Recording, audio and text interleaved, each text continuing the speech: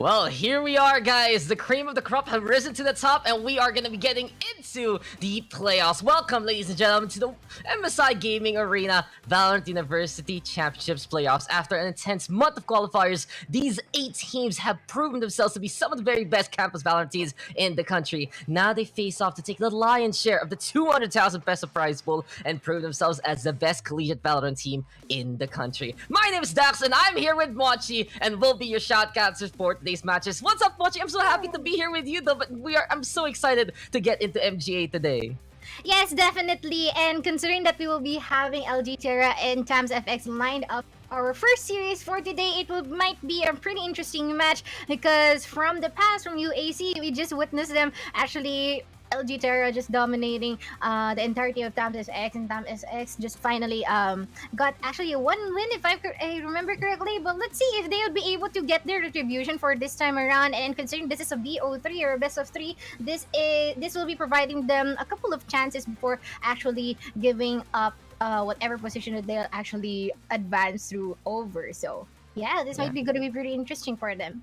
Yeah, I like that. You know, great research. It's not as if we did this research like 5 minutes ago before we got started. But really, this is going to be a great day today. We have 2 qualifiers today. We have 2 qualifiers tomorrow. And many of these teams we are actually very familiar with, as you mentioned, seeing them in tournaments like the USC team, seeing them in tournaments here in the Acad Arena and the collegiate circuit itself. So we guys are going to start things off with LG Terra from the Ateneo versus Tams FX. In the meantime, later on, we're going to have the UOK squad from the HAU, if I remember correctly, versus LPE Sparrows as well. So these 2 matches looking very, very exciting. But Mochi, let's break it down real quick. For LG Terra, they came out of the gate strong, immediately qualifying right from the first qualifier here in the MSI Gaming Arena. Yeah, definitely. And I think it is pretty the same thing to oh no, it's not necessarily the same thing, but if I remember correctly, it took 3 tries for Tams FX to be finally qualified for the MGA University Championships, and this is going to be someone who persevere, or the other who just snowballed everything and just finally got into the one here right now. And it's just a matter of how they would actually be able to face each other off, like kung sino ba talaga yung alam mo yan, lakas ba ng loob at consistency, or yung isa naman talaga na parang established na nung umpisa pa lang. Yeah, that's the thing. But with these 2 squads, though, I feel like they have all of this repertoire already. They already have this reputation that they're very strong teams. LG Terra, especially, just coming out of the gate strong, getting that first qualifier win immediately. And from what I remember, they faced off against many opponents that they're familiar with. You know, you have the Pirates Esports Museum, and the Paradigm, Elix Esports Hydra, MGS Clubs, and the UST Club, the Tela Tigers Soul as well. And just to check out some of the qualifiers, it was actually the second qualifier there, Mochi, that Tams FX got in. So it was funny enough. So they didn't get it in the first one, but they faced off against a squad called LG Nova. So one of the Ateneo squads did fall to Tams FX along the way. But I have to ask you right now, since we've seen these teams already in the collegiate circuit, they're very notable. Any players you're looking out for either side right now that might be a big factor coming into this game? Well, actually, what I have seen from Tams FX, it has been engraved in my mind. I really love how their synergy has improved by the past seasons, because now I witness how great they are. Alam mo yung tipong saluhan talaga sila kung saluhan. And it actually been materialized during an icebox map, and I can't quite remember who they are facing off against, but I guess we'll be having a different map here. It would be Split, which is one of the tricky maps and one of the most hated maps here and ever here in the whole history of Acad Arena. So this is going to be pretty interesting for us to see as well. Yeah, that's the thing. We're gonna get Split, and it has gotten a lot more love in the latest season of the Acad Arena circuit, right? But more often that's like, get rid of Split, never play Split, and it does seem like people are changing it up along the way. But we do have a map pool for this best of 3, guys. It's not the usual best ones anymore. We have Split, Bind, and Breeze coming into this one. We are gonna start things off with Tams FX on the attack. We're not getting locked in on the ages already. Immediately, we do get the raises into play. The stage is gonna be there as well. But interesting enough, factor here for the side of LG Terra. They're gonna have that breach. But before we get on started, I do have to tell you guys that this live stream is brought to you by MSI Gaming. So our PC, we are gaming. MSI is no stranger in engineering high-end motherboards, and with that, do check out the new MPG Z690 Carbon Wi-Fi, which supports the newly released Intel 12 Gen Core processors and super fast DDR5 memory, loaded with advanced features. Overwhelm any challenge, regardless if you're a gamer, prosumer, or PC enthusiast. For more information, check out the MPG Z690 Carbon Wi-Fi on ph.msi.com. But enough about that, Mochi. It's time for us to get into the game, and I see one of my, I'd say, favorite players in the collegiate circuit right now. Yeah, Because of his incredible name sa Taos FX. How do you say it again? Habolito. Habolito. On his signature Killjoy. But like I always say, ito talaga yun, Mochi. Like I always say, if he gets an ace clutch anytime in any tournament, Akad Arena that I'm casting, I will give it to him. I will give him the one pronunciation he will want. The one time, big time. The one-time big-time pronunciation of how the Jabolito is supposed to be pronounced. And yeah, let's see. I'm hoping that Habolito would be able to pull off that 5K as well, because that would be really interesting for us as well to hear coming from you and so from our viewers. Oh my god. No. But, I've been saying this ever since nga USC, guys. So I think by this point, na hindi pa ako sinusumbong, hindi pa ako like, no one is scolding me already. I think I get the one. That's the one I get. But it's up to Habolito to earn it. So it's on him. But okay, besides that fact though, let's talk about a little bit of serious things. We got Jude here, who has really shown that he is one of the star players, if not the star player of Tams FX. Incredible on that duelist role, plays that jet well. He's gonna be playing that Reyna right now. We got Heyo here playing on the Raze as we are waiting for Duke to come. And on the other side, this LG Terra squadron, they're pretty established, they're very ready. You have Mateo, who's absolutely on point, who plays in the professional scene alongside Flex, Tatara at Esports roster. Senior Duke gonna be there. We got Fatboy Moses as playing as well.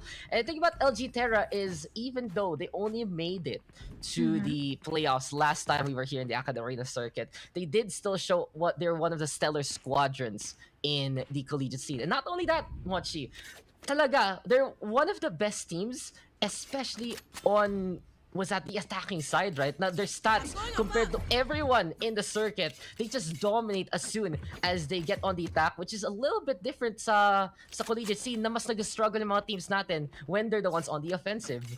Yes, definitely. And it's actually something different here kasi usually it's always our members and like what you said, they mas malakas sila sa defending side. Pero sa kanila, it's really different. I think it's because of the fact that they are relying with the momentum that they are getting, as well as how they are really aggressive in times of actually going for their pushes. Na yes, they are aggressive, but at the same time, it is still well calculated or still well, really methodical. But for now, though, this is already the first round approaching, and what's your ball here? The ball is on their court, that's the thing, but I really feel like LG Terra, if they're gonna prove again, they're gonna be strong on the defense as well. It is high time. Tams FX in the meantime, parang hinahanap talaga nila is that star power, and yes, they do have that in spades with Jude, but there just needs to be a little bit more of that oomph, a little bit more of that clutch, and it does seem like they've really set themselves up for success, making it to the playoffs in the first place. But already we get the contest down in the middle. The Raze of LG Terra has to back on the way, low on the HP, as Fatboy Moses is just waiting here right now. But Tams FX, they need to make a decision and fast. They're looking to capitalize on that damage to go towards A, and it is high time for the rotate here from the side of Tams FX. High time for our rotate. We still have our anchors here, which is our Raze, and of course our Siege here from LG Terra. But yes, will be committing here right on the bet, with some of the shots actually connecting some members here from Tams FX. But we'll be seeing a tremendous amount of damage being dealt between the two sides of the teams from each of their players. But this is now the spike being commenced here on our A side, and this is actually going to be a really good position for LG Terra to offer a retake, considering that they still have their utilities, they're still complete, and as well as the fact that they can actually corner all of our members here from Tams FX. But let us see, there's someone going from the bench area though. Mateo will be getting one. Here we are with the trades, and as well as the fact this brings us down to 3v4. But still though, our KJ from the backline is going to be getting zapped as well. But oh my gosh, before we even know it, it's already LG Terra getting the first round for this match. Yeah, stellar retake there. It started off with getting rid of Jude first, and then especially in a round like that, you want to get the Reyna as soon as possible. No chance to go for the overheal, no chance to stay on alive, and no chance to pop off and get absolutely spicy for the game. So LG Terra, they just played very systematically, and we were talking about, yes, there's one of the strongest team on the attacking side, but it's already an implicit fact here, Mochi. Now, all of these teams are great on the defense. LG Terra are going to be the same case, but really, if they get the rounds here, yes, it's split, yes, it's going to be a defense-sided map, but this is a team that can steal or even run away with the game on the attacking side, and if they can do that here for game number 1, Tams FX is gonna be in trouble. Definitely, it would be pretty difficult for Tams FX to even, advance a bit more further or another step here. But I guess we still have the Spectres here from the side of Terra, and this is going to be actually a really good way for them to utilize their gunpowder, of course. But I guess that Boombot would not be shut down just in a bit. That would be explicit falling down right off the bat, and they might be still hovering or even hesitating until trying to decide on which side they should actually commit into. It's a kawaii factor. Be like, oh no, I don't want to hurt it. It's nice. It's cute. Like let's not bother with it. And in the end, that's gonna be just the pressure in the first place. Oh, no. But for now, TFX, let's see right now if they can turn those oohs into oh-ohs, and that's gonna be an oh no situation here. As Fatboy and Mateo just go for the takedowns. Mateo is such an aggressive player. Interesting to see him on that breach, setting things up, trying to knock things down. But Heyo will say hey there to Flex to at least get on the board here for TFX. But you can see it here, LG Terra already on point with the map control. This is got advantage as well. And TFX, nako, the spike is in the middle, left. so come on, Heyo. Another hello, but it's a goodbye to him by Mateo. Yep, indeed. This now brings us to no more actually. It's just Linyo shutting down Gabalito right off the bat. And I really love their coordination there with Mateo and as well as their Astra, Fatboy Moses onto the Mills area. I really love how both of them, their Astra just got the information. Mateo pulled out the blind, and both of them just rushed through them two members here from Tams FX, and it gave them a really good advantage there in terms of their manpower, and as well as the fact that this would be, of course, their bonus round. But this might actually be a final answer here, finally an answer here for Tams FX, considering that they already have their rifles, and let's see if they'll be able to utilize that.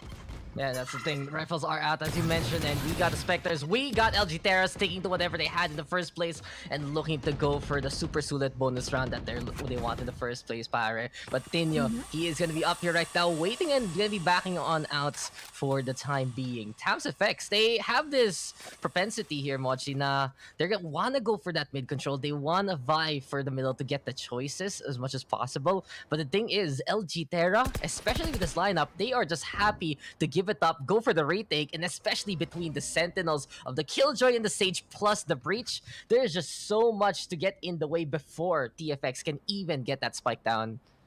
Yes, I agree. But the thing here is it is going to be pretty difficult for them to actually penetrate the A side. We have the utilities here, like from what Doopy just done there. We have the Nanda Swarm, and I guess them just entered blindly, but at least still, the tree's already coming in. But the problem is whether they would actually go for a retake here for the side of LG Terra. It's not remove the fact that they still have their Spectres at hand, and it would be an advantage here for the side of Tams FX in terms of their rifles. But let's see, as they will be still waiting for the right time to actually strike, but Flexo will be getting one already, and this is actually pretty doable for them. Explicit by the backline, spotting one, spotting two, but would not be connected for the other. This now 1v1 before we even know it, and Fatboy Moses still be spotted out by the alarm bot, but he would be able to still shut Habolito down, and this is going to be a 3-0. Yeah, there you have it, LG Terra, that's the thing. Yes, they will let you in, yes, they will play the space well, and as soon as you try to vie for that site, you have players like the Killjoy getting in the way, and then immediately, you're gonna get a swift retake from the fast rotation here from LG Terra. It's not to say that TFX is just lacking the power to do so. It's just that they have to flush out whoever's on site if they want to make these side takes. They have to win that initial duel versus the Sentinels. So you see Dupe there on A side all alone. Kill him as soon as possible, because if he can just waste your time, if he can stall for so long, the rotate comes. You saw their flex coming on in, Fatboy Moses being the last one to get that takedown. And that was such an efficient bonus there for LG Terra, barely investing. Now they have the rifles, and it's TFX looking to struggle, looking to figure out what to do. But let's see right now if they can go for the Hail Mary plays. The ambition right now from Jude as well as Heyo to try and go for the push. The garage are being taken, but then again the Astra getting in the way, puts the smoke on down, and here we go again with TFX contesting for the mid. Yeah, it is going to be pretty difficult for Times FX to finally get an answer from them. They have the Sheriff, so they can capitalize on the one-tap potential that it can give, but the problem is if their aim is sharp enough to do so. And as well as the fact that LD, like what you said, they're really methodical in terms of actually going for a retake. Yes, they let you and they let you do what you ever want to do, but in the end, it's still them winning the whole duration of their round. But still, might be an encounter here. Molina goes for the one tap, but Zappy as well. This now 43, but we haven't know it. This still our members here from LG Terra trying to go and execute the remaining members here from the side of Towns FX. And this might be a potential encounter between them. Duke getting one. How unfortunate is that for Hale? But I guess Exquisite will still be following up upon this guy. Be pushing still, getting some damage from the Nanus ones, but I wonder if Duke is well aware of that. Will be spotted out by the sentry. And oh, that is unfortunate. This is still LG Terra winning the 4 consecutive rounds. Yeah, you know, two things to say there. Look before you leap, lest there's a vandal by your feet. And the other one is just getting that unfortunate explicit sandwich. Got distracted there by the Killager turret, playing it so well, just being on the other side. And LG Terra yet again on an absolute tear. This is really them in their dominant form that we see very times from an LG Terra squadron. They showed it here in the qualifiers, making it first and foremost and becoming that Q1 champion. We saw it in UAC as well, especially in group stage, where they were able to make it as per usual and still contend with the best. And the TFX cannot put a stop early on to the LG Terra squad. Well, they're gonna be a force to truly be reckoned with and a true contender to the crown. But TFX, they're gonna have the guns again. They have the grit that we've been mentioning. They have that firepower. And recently, I've been noticing that there is a lot more of the step up that they realized they needed from the previous tournaments we've been doing in Akad Arena, and they're gonna try to show it off here. They did it in the qualifiers, Mochi, but against a familiar face, it's not happening as of now. Yes, as of now. And I think this is now the point in time wherein they're already literally hesitating on how they're actually going to address this, because from now they're having this difficulty in trying to go for the pushes, for the pickoffs. But Zappy has successfully to go and connect one. And this is actually them getting the heaven area, but not totally, because we still have Tina in a really good position here. Might be spotting up that Jude off. And this is still them trying to actually lessen the actions here for the side of Tams FX. They want them to be put on a leash, and they don't want to actually do the stuff that they should opt to do. And so far, it's them not actually endeavoring to commit into a specific site, and we are just falling down here one by one, as well as the utilities being put out here from the side of LG Terra, pulling off the direction as well, but sadly has not going to be useful for them, and it's still them shutting them down right off the bat. Mateo even pulling up a 3k with a breach pick, and that is just still really hopeless for the side of Tams FX. Yeah, LG Terra, just change your name already because they are LG Retake. How many times have we seen TFX see an open door, walk through it, and suddenly someone says, "Bam sir, saan na ID nyo po?" Because of that, LG Terra is just on an absolute tear on here on the defense. The 5-0 scoreline, and we are gonna get timeout because TFX desperately leads it. I think the problem right now here, Mochi, is TFX, even though they can contend, they're a little bit too readable from what we've seen so far. How many times have we called it? 5 rounds in a row that they're gonna vie for that mid control. They're gonna vie for that mid take. And because of that, LG Terra just has so much time to either reposition on the sites or be ready to go for the retake that has been absolutely incredible for them so far. But before we get into more, guys, don't forget, if you want to bring esports to your school, the the Real Alliance program is here for you. Alliance member clubs get access to our exclusive tournaments, mentorship, event support, and of course, the Acad Arena scholarship, aid, and power-ups. Learn how to join the Alliance today at acadarena.com/alliance and get updates by liking and following Acad Arena on fb.com/acadarena.gg. But Mochi, gotta Mhm. ask you right now, TFX, what do they need to do? I feel like if they just find a way to rush down a site, it Yeah. will help them out immensely. Actually, that is specifically what I wanted them to do. I think would work for their side. It's just the full-on rushing to a specific site and actually shut down all the members that they could possibly get before they even go for a retake here for the side of LG Terra, because it is going to be really helpful for them, because number one, they would be able to occupy all the angles that they could, and they would be once again put on in a leash like a dog, and they'll be able to actually push further into trying to hunt our remaining members here from LG Terra down, and of course utilize the buddy system if or as long as they could. But oh, Flex putting off an aggressive stance here, putting off the showstopper as well, be connecting onto one, and that is already an advantage for them in terms of manpower. They'll be rotating here onto our B side just in a bit, but let's not get rid of the fact two Sentinels are still by the heaven area and one here on the main site. We'll just be waiting for them to actually commit in further here, and let's see if they'll be actually successful for this attempt. Yeah, and you continue here holding things off. The thing is, though, Tam's FX, they need to prove their bite is better than their bark, and it's gonna be high time right now for them to try and contend. But the problem is, LG Terra, there is one thing they play at the default situation, is to hold those choke points. Suddenly, there's gonna be a utility here. Suddenly, there's gonna be a player watching for that. And the thing is, it's even worse right now because LG Terra has put the Killjoy here up on B Heaven, and if we see TFX unable to read that and walk into the traps, it's gonna be absolutely dicey. But I do like the scouting here from Jude so far, and it will be a 5v4 scenario. LG Terra, though, they're ready with 30 so many seconds ultimates. left. They have the time bank in their favor, and with only 30 seconds left, TFX has to go onside. Sappy, though, trying to find lightning in the bottle. He will want to go for the push, but it's Heyo with a headshot, and guys, Heyo gonna be able to get two so far. Solid shots from the shares, giving a chance here to TFX, and at the very least, a little bit of heroics can go a long way here for FEU. You are divided.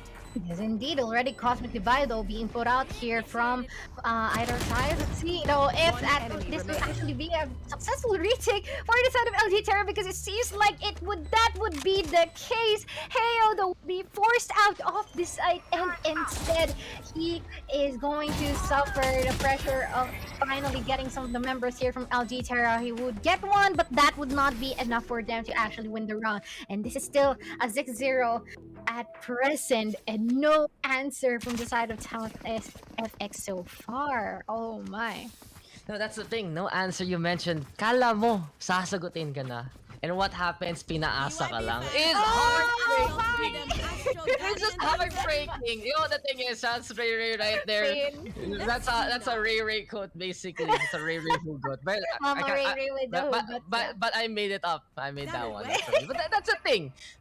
It makes sense because it's such a heartbreaker. Heyo got the 3K, Heyo got the push, but as soon as the Cosmic Divide comes online, it's still a little too late because what happens? We just see Dupe destroy the players down on the ground, and LG Terra again still playing a right retake, this time with more of the clutch factor rather than that position. And TFX, they took one step forward, but LG Terra, they took a whole stride. It's like you're trying to climb up the stairs and you're skipping steps, 2-3 steps, you're just going for that long distance haul. And TFX right now, they are suffering here because of the successful plays of LG Terra.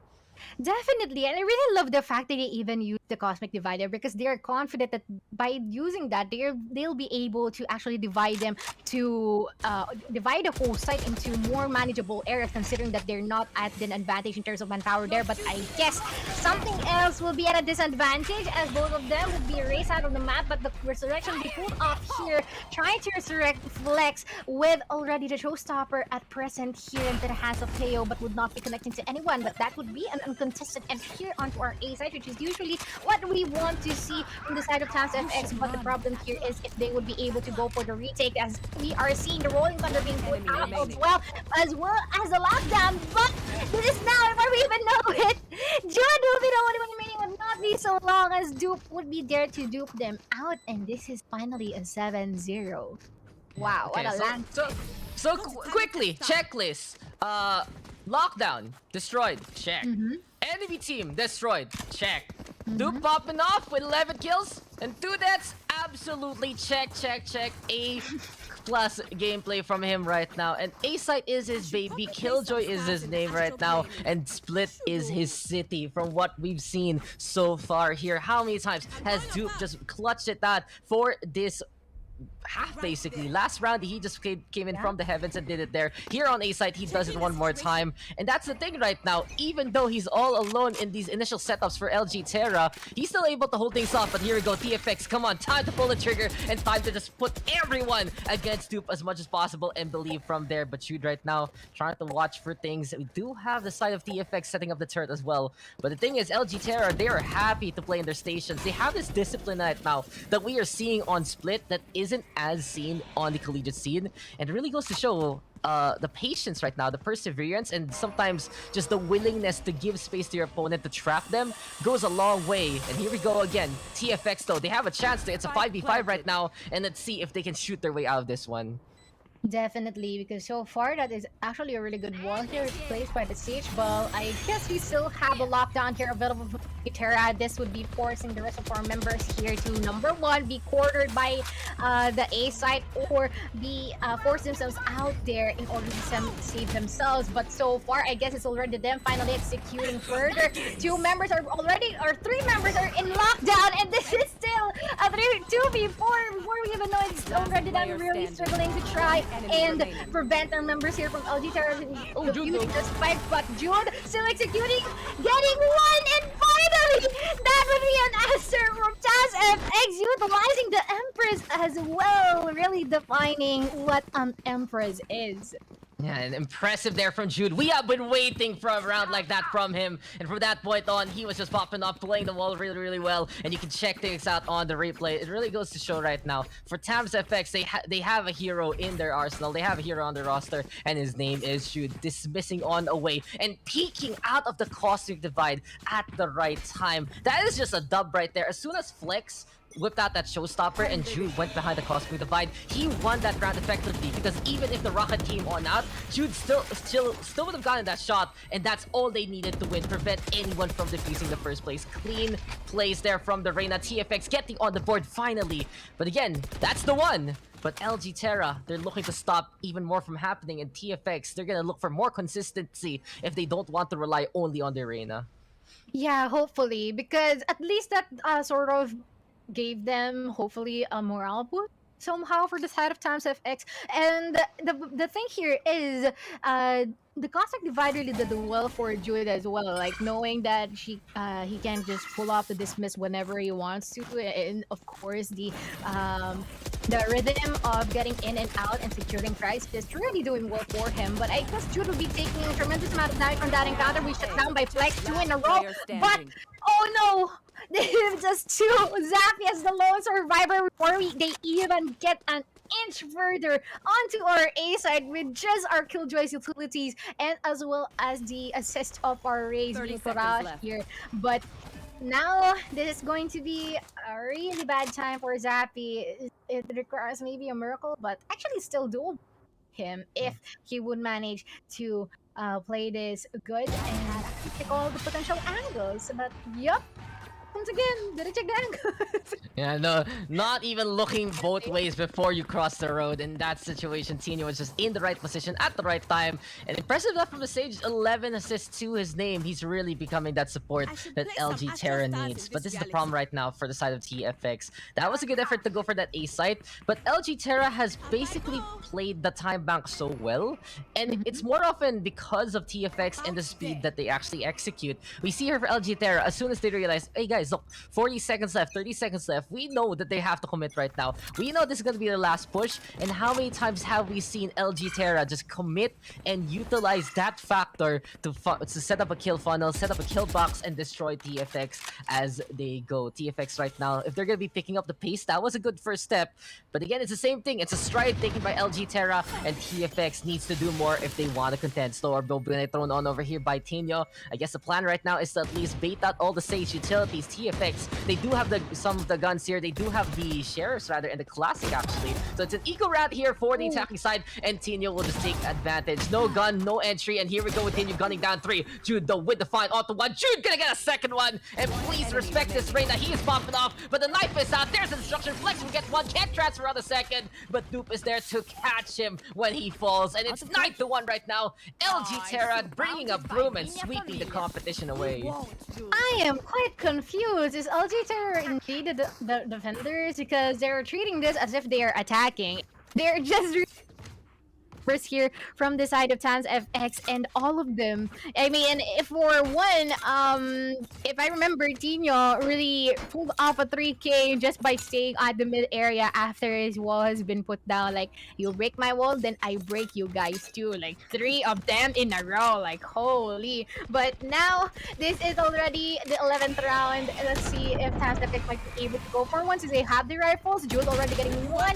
Their mid area is already being penetrated here by the side of Tans FX, and they might be going on to RB commitment, but Fightboy Moses getting 2 in a row, and this is him actually in a really good position as well. Just behind this Moses area, getting 3! Really good crosser placement there. Finally being shut down by Jude, but still this is a 2v2 with the Cosmic Divide still active. And now, not anymore. As it disseminates, it would be 2 consecutive kills here. Really nice crossfire from both sides. And this is Jude and Heo actually executing 2 remaining members from the side of LG Terra. Yeah, before we get into the last part of that round though, man, Fatboy Moses. Damn, that was just so sure. He saw that through the smoke, decides to go for the shot. He heard that spike being put down and decided, hey, why don't I spray the default? And he got rewarded for it. But DFX, again, it seems like the win condition here, Mochi, is Jude gets a 4K, we win the round. If Jude does not get the 4K, we don't, because that was a incredible crossfire, yes, and Jude popped off immensely. But here we go again. Jude using that Cosmic Divide well as well as the team. Tans FX really relying on that Astro Wall to keep themselves safe on site. But that's not the most feasible thing to do, you know. That's not the most consistent thing right now. And into the last round of the first half, TFX has to prove right now that they will still have some fight rather than just that single specific condition that is giving them this show. But they were able to get the entry anyway onto B. They were able to get pushed onto the site relatively cleanly. But this time they're getting stalled yet again. LG Terra prepared by the Ras by the A main side. And it seems like all the way there by the screens the Killjoy is waiting. But look at this, Mateo. He is a combat breach. He is just so stellar with the shots. And Heo gonna go on down. Second one though, too ambitious. Jude is the master of the frag. And here comes TFX. Loop mobilizing to A site. Let's see what the Killjoy can do. It's all up to Dupe right now to put the shot down. And that's 1 already for Dupe. That's 2! And the Killjoy doing what needs to be done. There's the 3rd and the 4th from Flex continue. Heo with a big boom. But it's gonna be a duel right now. But it's Queen, the Sage, as well as the Killjoy. Reinforcements gonna arrive from the Astra. Lockdown gonna be there. And here comes Zappy trying to play at 1v2. Play 1v2, but once again, it's the same thing that happened It's the same angle! Oh my gosh, and if I remember correctly, that is the 6th round. Holy! 6-12 multiples right there. The mythical 210 scoreline shows up here. But LG Terra on an absolute tear. Zappy, I'm sorry my friend, pero eto ba yung tipong you have a test and everyone fails? Sabi ng teacher, retake tayo ng test and you still make the same mistake? Oh no, my friend. Yeah, well, and for Evan the Jet for Zappy guys. Totally. I feel bad for Zappy there, but it just goes to show LG Terra, give them the position, give them the time advantage, and they will do miracles with it. Just a dominant performance from every single one of them. You see Dupe all the way up top the scoreboard, and that's the thing. You don't even have Flex and Mateo being the hard carries that we usually see from the side of LG Terra, and it just goes to show how incredible this team can really be at full power. There you go. Mateo right now, after shocking, get thrown on over to the tower. There's also going to be a little bit of crossfire set up here by A-Main and Heo. He's very tempted right now. That orb is looking absolutely juicy, but he is able to hide on away. Not going to get peeked out as yet. Speaking of the peek though, Explicit will check things out. And here comes LG Terra trying to play the pinch on A tower, but Heo will get to. Mateo will find Explicit, and Tinyo will get the find up. The raise damage has been done. It's 3v3. A chance here for TFX. Yes, definitely. And as well as Jude on the side before they even fall off, Mateo would be erased out of the map. But still, Jude would be spotting another here on the elbow area. 64 HP left might be actually doable. And that is a 10-3. Finally, it would be an answer here for the side of Tap SX. And this would be giving them an opportunity to go for the meta, which is buying for their Spectres. He jumped as an alive man, and he Yeah. dropped down to the ground as a corpse. Yes. Sad lang. That's a sad lang moment right there. With a headshot too. Oh It's my so God. perfect. The catch there. If you fall, Jude will catch you, and you don't want him to catch you because he will kill you on the spot. 14 takedowns here for Jude, and really the pistol round, the hard reset that TFX was looking for. This is their chance right now, especially on the defense. They can step on up. We have seen them on this map specifically that they can really work with the geometry of it. And let's not forget, previous matchups between them and LG Terra, it has become a close scoreline with TFX playing the chase, and this is just basically these are just respect kills. You get the takedowns, you get the courtesy call, and you get a flawless win here for TFX. Great use of the gun advantage. We go next, and it's time now to see if TFX can still withstand the storm that is the gun buy. Definitely, because we all know, again, always the side of LG Terra is good in terms of the attacking side, but the problem here is if they would actually be halted here by the side of Tams FX, or even go for the early frags, maybe 1 or 2, if they will be successful for that, then automatically might be still actually a point here for the side of Tams FX, and this would be giving them halfway through 5 more rounds before they even catch up with the side of LG Terra, but at least that would make it more doable for them to opt for a comeback. And as well as the fact they might be opting for a mid control here for the side of LG Terra. Zappy in a really good position though, putting up the one, the wrong time, the timing, oh my, getting one and as well as the other, but you'll be seeing both casualties from both sides of the team is going to be spotted out as well by Mateo, though.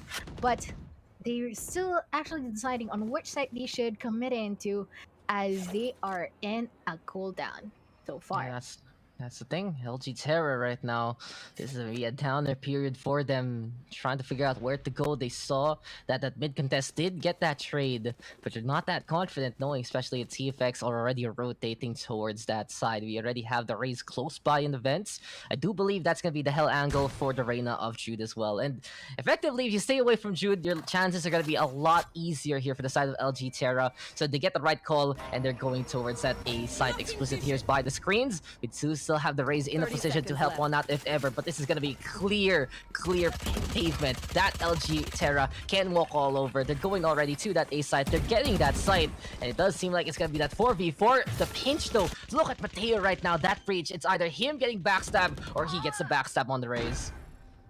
Yes, definitely, but at least they successfully put down the spike here, but still. Oh no. Oh no, the diving! No!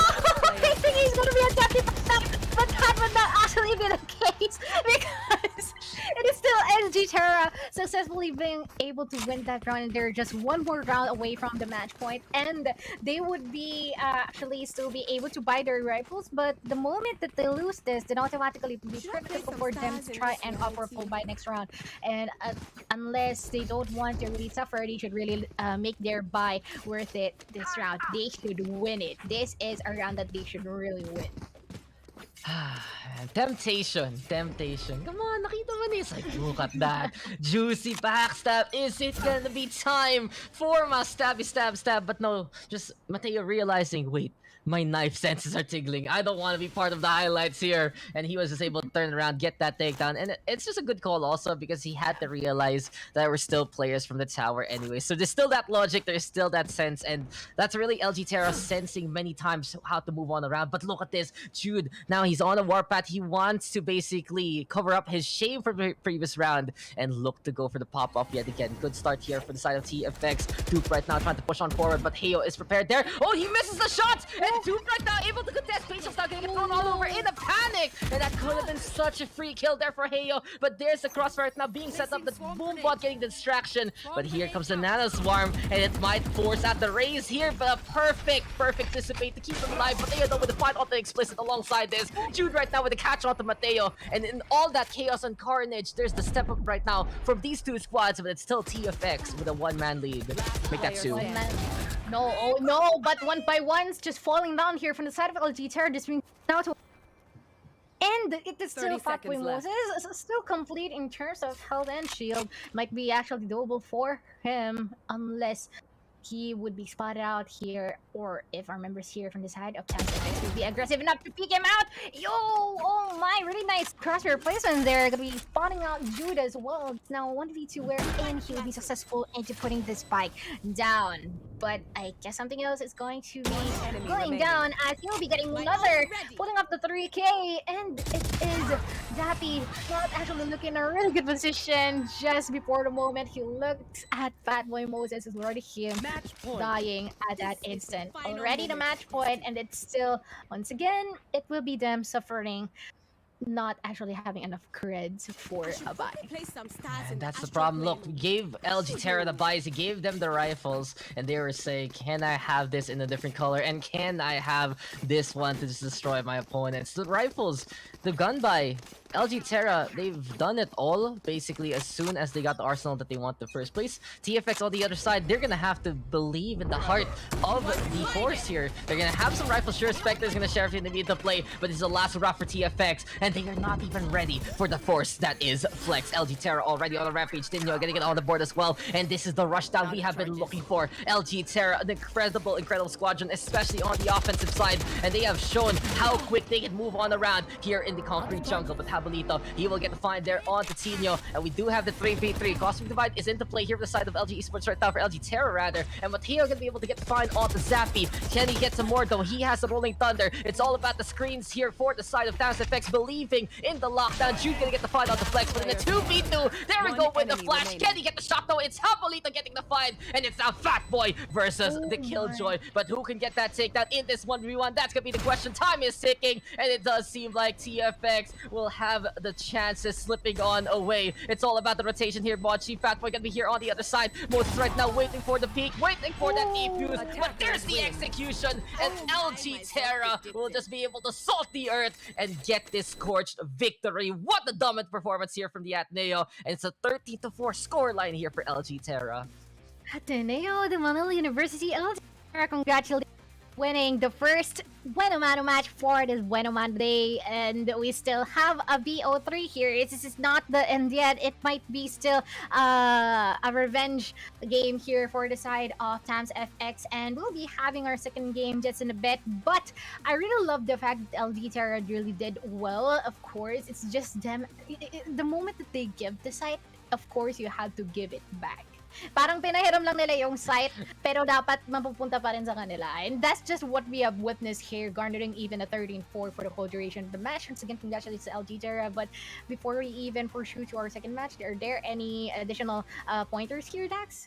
I mean, the biggest thing right now for LG Terra is they let you in, they give you a good time, but like they treat you like the guest, and then suddenly you just wake up, your wallet's gone, you're just outside of that house, and LG Terra just kicks you while you are down. That's the thing, the retakes have been so incredible. We saw their dupe absolutely pop off. Mateo making the breach work of all things, and I'm really surprised to see him just be that effective on the aggression, because usually you want that breach to be setting things up for your other players, but more often than not, Mateo is just willing to push for himself, willing to go for those takedowns, and at the very end, it was just LG Terra basically showing TFX how it's done. They needed the rushdown there for FEU for so long on that first half, and they couldn't do it. And then LG Terra decides to just do it, show it how it's done on that last round quickly with the blast backs there from the Raze to get that tower control, and just the kills were absolutely abound. So a stellar matchup right now, guys. It's a 1-0 scoreline, and this is best of 3, so we're just getting ready to get on into game number 2 very, very soon. I do believe that map is going to be binded with LG Terra on the attacking side. But yo, while we're waiting here, Mochi, I do just want to say, guys, if you love memes, gameplay, and other student life videos, check out Acadrina on TikTok. Follow at Acadrina, and if you are part of our first 1,000 followers, you'll get the chance to win some of our weekly giveaways. Post or tweet with the hashtag AA TikTok giveaway to make your entry count. Ang tanong, ano ba si Mochi to do the... Did you do the dancing on the No, I don't. TikTok? I don't even scroll on TikTok, but yeah, if it's for more people Academia, will why follow. not? More people will follow you dancing over me dancing. My dancing is just like this and this. Do you see that? It's, That is, if you think about it, you bring me to those party places. I'm just doing that. You'd be like, what the hell is that guy doing? but at least But you're trying to dance, right? I'm That's trying. what Okay, it I'm matters. trying my best. I'm trying to put in the effort. But that's the thing. Let's just go loop it back because everything we say always has a segue. We loop it Yeah. back to TFX. They're trying their best. Sure, they're putting in the effort, but really, Mhm. it's only having these successes if Jude really pops off. It's still the same kind of sickness I have to say here for times FX. If they don't get that safe entry onto a site, that is where they struggle on the attacking side because remember, there are two conditions we were talking about. Jude popping off means that that's the entry that they need. That's one. But the other thing, the Cosmic Divide, it really feels like it's a bit of a safety net for them. Let's say Jude doesn't pop off, but they have that Cosmic Divide. We see them, if they're able to set up a place for them to feel safe, you know, make their own safe space on the map, they can do really well. But as soon as that is gone, or if it's not there in the first place, it's such a big problem for them because the sight lines are so open and LG Terra we've seen just so ready for the shots. But here we go. Map number 2 coming our way here, Mochi. And what do you think, TFX? How will they bounce back coming into the series? TFX, not gonna lie, this is going to be a really good situation for Jude. Skypick as well, because you already witnessed what a Skypick really does. Is OP, to be honest. But I'm really thinking how Zappy would actually execute himself here with a race pick. This is going to be pretty interesting for us to see, and as well as Habolito and the Nova, and they also have their Astra as well. I mean, for the both sides, might be an Astra pick too. But the thing here is who would be able to actually do better in terms of the attacking, because yes, defending might not actually be a problem for them, but with how LG Terra behaves with regard to their aggression and similar to what we have witnessed from earlier, this might be still a really tough situation for Tams FX to finally have a grasp upon how they will be able to crack the code or something like that, because so far, even if they try their rushes, they're being hindered by the utilities. And yeah, let's see what'll be happening here. Now look, the thing is though, for the next two maps, Mochi, if we go into game number 3 even, it's LG Terra on the attacking side, and it's time for them to show that proof of concept. It's time for them to get that full attacking experience and get TFX hold things off. We always say for Collegiate Scene, yes, it's easier for these teams to defend, but LG Terra, it's the one team that breaks the mold on the stats, on the performance, and let's see if they can actually go for 2-0. But if you believe in TFX right now, guys, you gotta make your voices be heard. You wanna hear the comments section. We want to hear you guys cheer, and we're just happy to have you here in the quarterfinals. Come on, 8 incredible teams over the next 2 weeks gonna be fighting here in the playoffs. But just before we get started, don't forget, guys, this turn is brought to you by MSI Gaming. Improve your game with the MSI Katana GF66. The Katana GF66 is equipped with the latest 11th gen Intel Core i7 processors and the NVIDIA GeForce RTX 30 series graphics to deliver true gaming performance. The new Katana GF66 is forged with the same care as a blade. Run fast and shine on the battlefield. The Katana GF66 is available on all MSI concept stores and authorized dealers nationwide. And I'm gonna tell you a quick story before we start here, Mochi. All of the games that recently come out, I see my setup. It's now on the minimal requirements. So maybe, just maybe, a Katana GF66. That can be something I can look forward to in the future. To be honest, yeah, I share the same sentiments with you, because I'm tired of playing at a 30 FPS. Like, come on. That would be really beneficial for doing work as well. Yeah, I feel you. But here we are gonna get started into the game, and TFX, let's scramble in and out of A short as soon as they realize, wait, this is too easy. They go for the rotate instead, and it's a really good call because they realize that B side is wide open. But Flex, it's gonna be high time right now. So actually, a little bit of an issue here. We do have TamFX right now on the defending side. LG Terra on the attack. Look, I got a little confused because the overlay is red. My mistake there, but yo, we got Teo right now going for that one. LG Terra with the right call rather to go for B side, and as soon as that happens, we get the proof of concept I was talking about. Mateo will peek, Mateo will peek again, and peek-a-boom, Mateo sees you! It's 2v1 right now. It's Habolito versus the world. There's the Zaps, and Dippy will be there to get that takedown. LG Terra proving that the concept is a reality, and the call on the attacking side to rotate just like that is really what makes them great. Oh my, I think I've just witnessed like one of Newton's laws. Because once you put off a specific force, it should be the same reactive force that comes back to you. And we just saw that right here because SamsFX actually did in a really good position here in trying to go for a flank by the link, right? But the problem there is even if they managed to get the early frags, it actually didn't been really consistent for them, and instead it's them falling down one by one. But they're trying their best is here to go for some frags here before the round ends because they're quite sure that they'll be losing it right off the bat with the Spectres here on having the side of LG Terra. Sadly, they managed to get one, but I guess they just really want to get it done, the round. They just wanted it to pass. Oh, come on, these guys, as soon as you give them an advantage, they're gonna overrun you. And LG Terra 2-0 already. We just started game number 2 and we're already at this point. TFX again, they have to be able to withstand the storm that is LG Terra. So far, the rotate was good from that pistol round to get that win. Second round, it was just them having the advantage, but this is it. Third round turnaround here for TFX.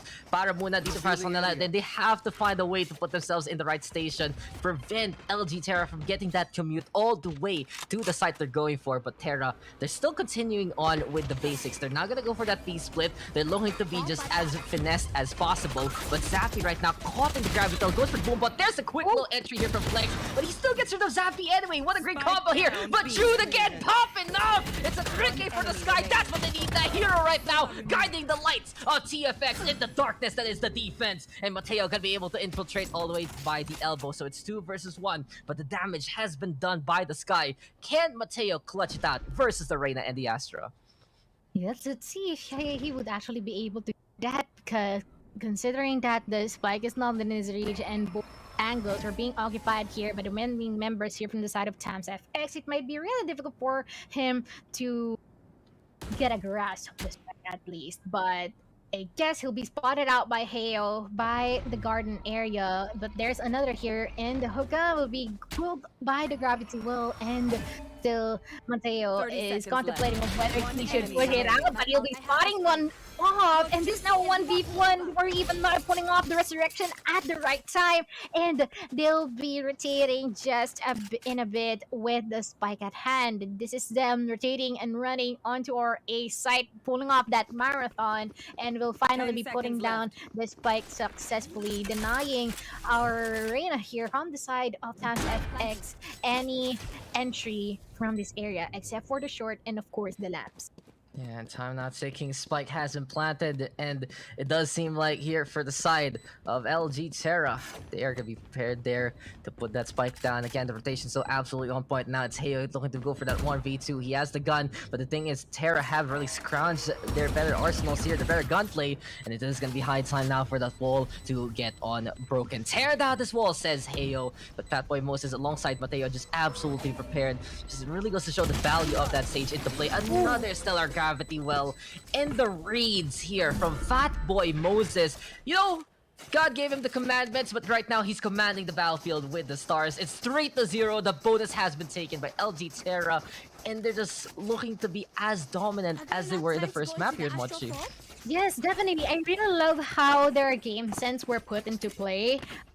Course with Fatboy Moses as well, putting the stars in alignment for them just at the right time, and it would be pretty difficult for Heyo here to go for the counter because he tried to go through the wall, didn't work. He tried to go through the last, didn't work as well, and it's just him being pulled by the gravity well, and before everything else is already him dying at that moment. But so far it's going to be a really good push here from Mateo, already garnering 2 in a row from the bats areas. This would be the paint shows they put out here from Zappy just to try to, but oh my gosh, that aggression from Aneo, even anyone still connected those shots onto that guy. 1v4 here, Explicit managing to get one with the Vandal already at hand. This might give him a bit more advantage to trying to hunt these 3 remaining members here from LG Terra down. Would it be the lab? Might should just be a save, honestly. Explicit right now. He has the gun, but he's gonna go for it. And Fatboy Moses, there's the drip, there's the drop, and there's the takedown. You know, I'm thinking about it. I know his name can just be Moses, but Fatboy Moses, it just rolls off the tongue. It sounds like one of those drip names, you know? Like, drop top, smoking like a hot pot light there. And really, this Astra, again commands the battlefield. Like I said in the last round, he knows how to set up himself very well, set up that gravity very well, and. One more thing here for the side of LG Terra. Mateo, he was blinded by the lights, but he shined even brighter with that takedown while he got flashed in the first place. It just goes to show that LG Terra, when they are in this form, they are just a force to be reckoned with. They can be one of the best teams in the collegiate scene. They can always contend that crown. And that potential in that roster is just always there in the first place. But guys, don't forget, Acad Arena recently launched its newest cycle of scholarships that are open to all student gamers. If you have siblings, cousins, or friends who are in senior high school and college, they can apply for scholarship grants. Simply visit acadarena.com/scholarships and get the chance to be in the hashtag AcadArena Scholar. But Mochi, come on, same question, different map. TFX, what you gonna do when LG Terra comes for you?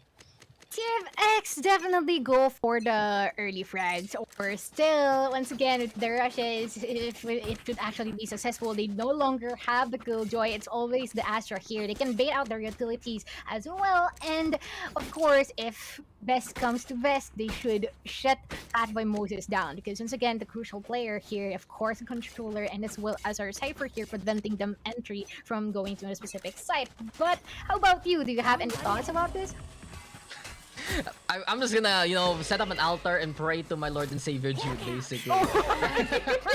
That's all you got. You see the Jude pop up, you're gonna get it there. And he's done some good flashes so far. Problem is, the team and himself haven't really capitalized on that. But there you go. Someone else needs to step on up. And his name is Zappy, a crackle in the battlefield, as that's a takedown onto the Sova. Not only that, though, we got Habolita here finding dupe as well. And Heyo is there. They heard you. They got it. The entry frags that they needed. They got the initial frags that they're looking for here, Mochi. And Moses right now, he'll contend one. And there you go. He will part that one to get the second. Thing is, though, it's gonna be high time for Flex. But the Astro Wall now. One of the few times that it doesn't help out LG Terra. We've seen the Cosmic Divide be helpful for the team who sets it up. That's gonna be a little bit of a blunder, though. Unfortunate on the timing. And Terra right now in a 2v3 situation, and they can get pinched heavily by the Zappy backstab. Definitely. Now the Cosmic Divide dissipates. Someone should be dissipating here, as well as no info as of yet. They're just anchoring and occupying their respective angles. They'll be hearing the footsteps as Explicit will be raising Flex out of the back, getting one here from Moses, but Jude will be there to save him out. Will be a final answer here. Is pretty similar from the last game. 1-4 on our score.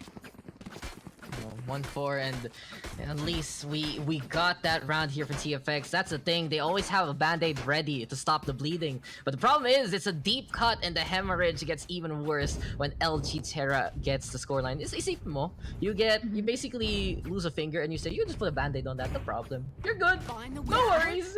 That's not enough. That's the thing, TFX, they got the first step, but they need to do more. They need to reattach that finger. They need to reattach themselves to the series, and at the very least, that was a good round because it wasn't just the Jude show.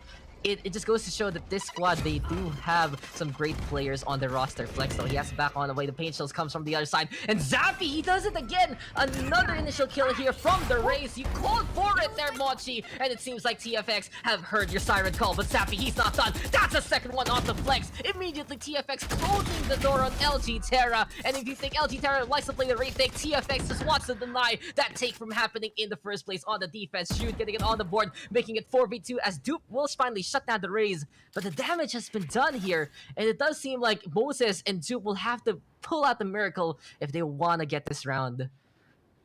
I really love what Zappy just did at that moment. Like, yes, all for one, all my utilities and even my life, I'm getting all the possible tries that I could, and he actually played well in accordance to their favor. But now this brings us now in 1v3, wherein Duke, their lone survivor, having 22 HP as well, but still all the utilities at present. The problem here is that he leaves the hookah area, it would most likely be his doom. But oh no, not looking at the right area. We spotted out the Explicit, and this will be a really good round for the side of Tams FX. Okay, I'm gonna add one more win condition here to TFX. One more. So Cosmic Divide is 1. Number 2 is Jude Pop off 3. Zappy entry, or in this case, Zappy first kill because they're on the defense. This is big because we've seen TFX lose a member early on, and that just destroys basically their defensive setup because they feel like they're gonna have to compensate for the loss there. And if in this situation, Zappy prevents the initial LG Terra push, this is where LG Terra can actually sputter on the attacking side when their immediate entry, when their immediate aggression gets answered with such a resounding no. But hey yo, he's hiding here in the showers, got the scouting information there from the Sova, and Terra right now, they're gonna have to change the pace, but they have to be careful. The Hunter Fury's there. Flex, he got tagged once alongside Mateo, and it's Mateo hunted on down, prevents the stage from giving any second chances whatsoever. But Dippy, he wants to get in the drip as well, and you can see the lightning crackle and Fide shoot. So big targets here, Mochi, have been found by each side, but in the end, LG Terra still needs to make their way to a side. Yes. And the thing here is when Times of X has finally got an idea, it might be the anchor here on the B side as well. I like how they really spread themselves on potential areas where they should commit, which is most likely you should do. But they still have 50 seconds here on the clock for them to finally contemplate on which side they should finally commit on. But we still have the stars here and most of our ability available from the hands of Heo and Exquisite. And it's going to be really big for them, giving them utmost advantage with regards to the commitment and their utilities at present. But still, they might be having their push here onto our A side just in a bit. 3 members are already at the B side. I guess they're finally hearing our members here. Heyo getting 1, and of course still complete in health. But here we are, 15 seconds on the clock, not being able to put the spike down, and it is just bodies are the ones who being falling down. And this going to be still Exploited, gonna be spawning 1, but oh no, it's still LG team. The LG Terra actually winning this might be, but this is no, finally. This is Sounds of X still managing to get that and recognize clutch for Explicit.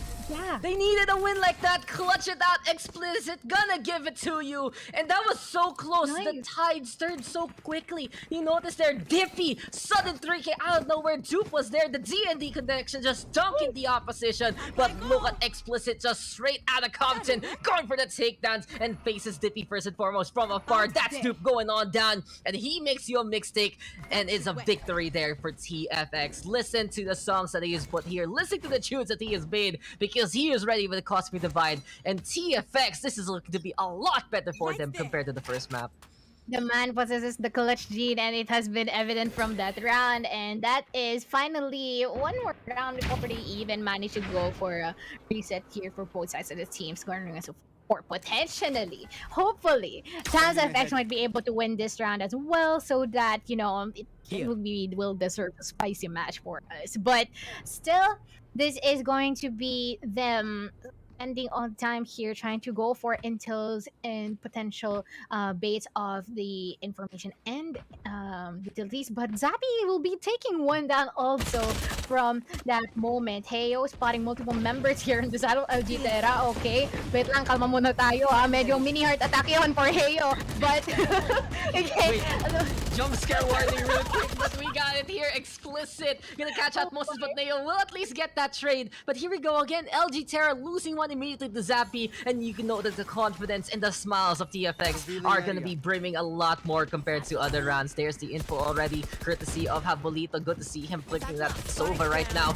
We got Zappy right now on the board again. Zappy show! It seems like it's just a crackle of the lightning one more time. It's a big boom pow, it's a quick little zap, and suddenly TFX has tied up the scoreline. You know, the invention of electricity. It was a big moment, but these are even bigger moments here from Zappy right now.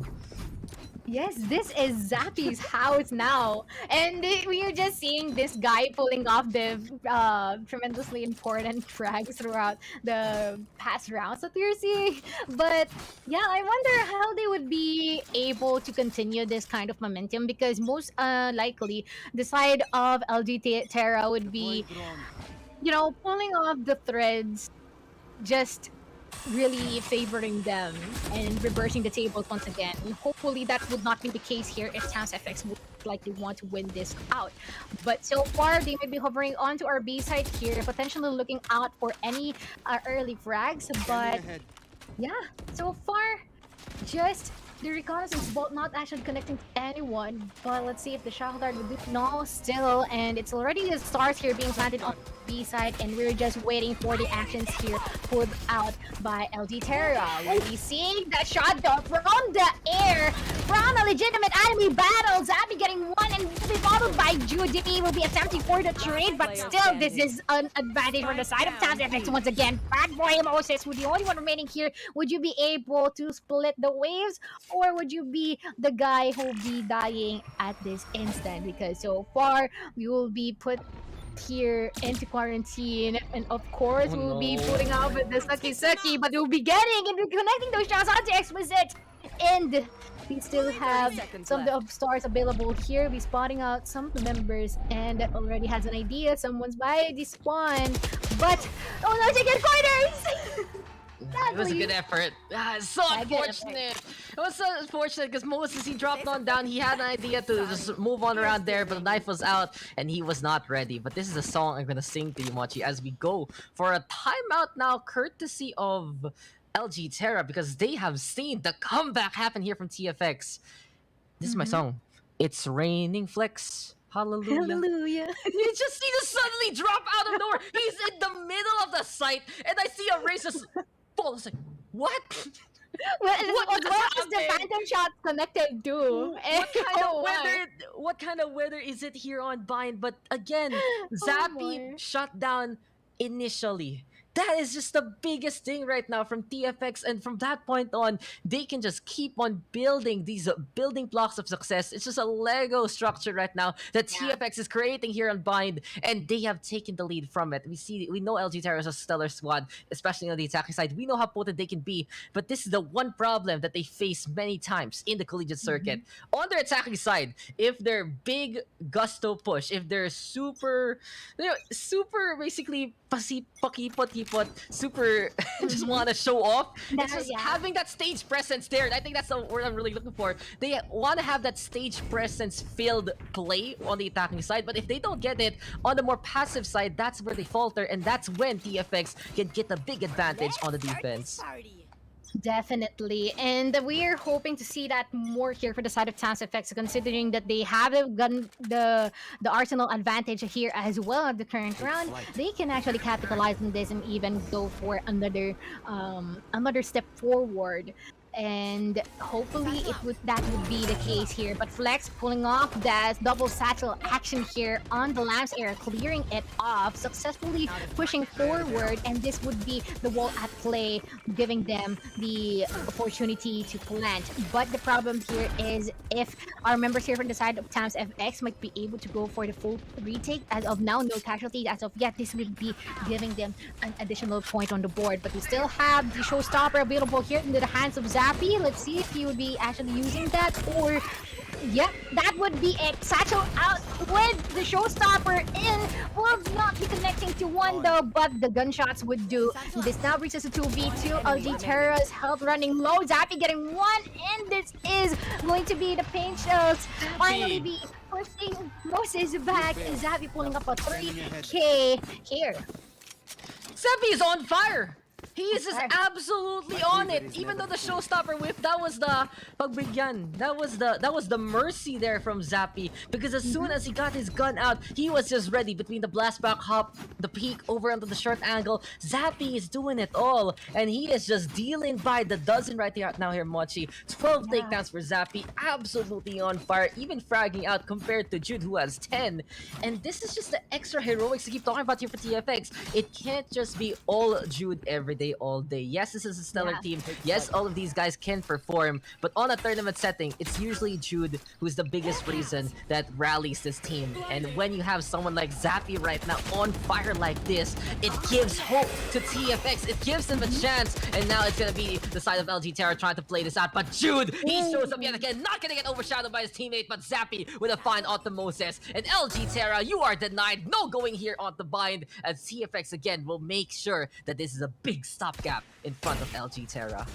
Yeah, and I guess our members here, the remaining members, Dupe and Dippy would be held back here by the remaining members from the side of Tams FX. Multiple members here on the garden area spotting off Dippy, and he will be dipped out as well as Dupe, though, netting one successfully, going for the really good crosshair placement, but the fake from the guiding light would not be the case here. He will be faked, and instead, this is now a 7-4, and this will be a last round. And I hope, though, that this will be a win from Tans FX as well, because from that, they'll be able to rummage through the next half.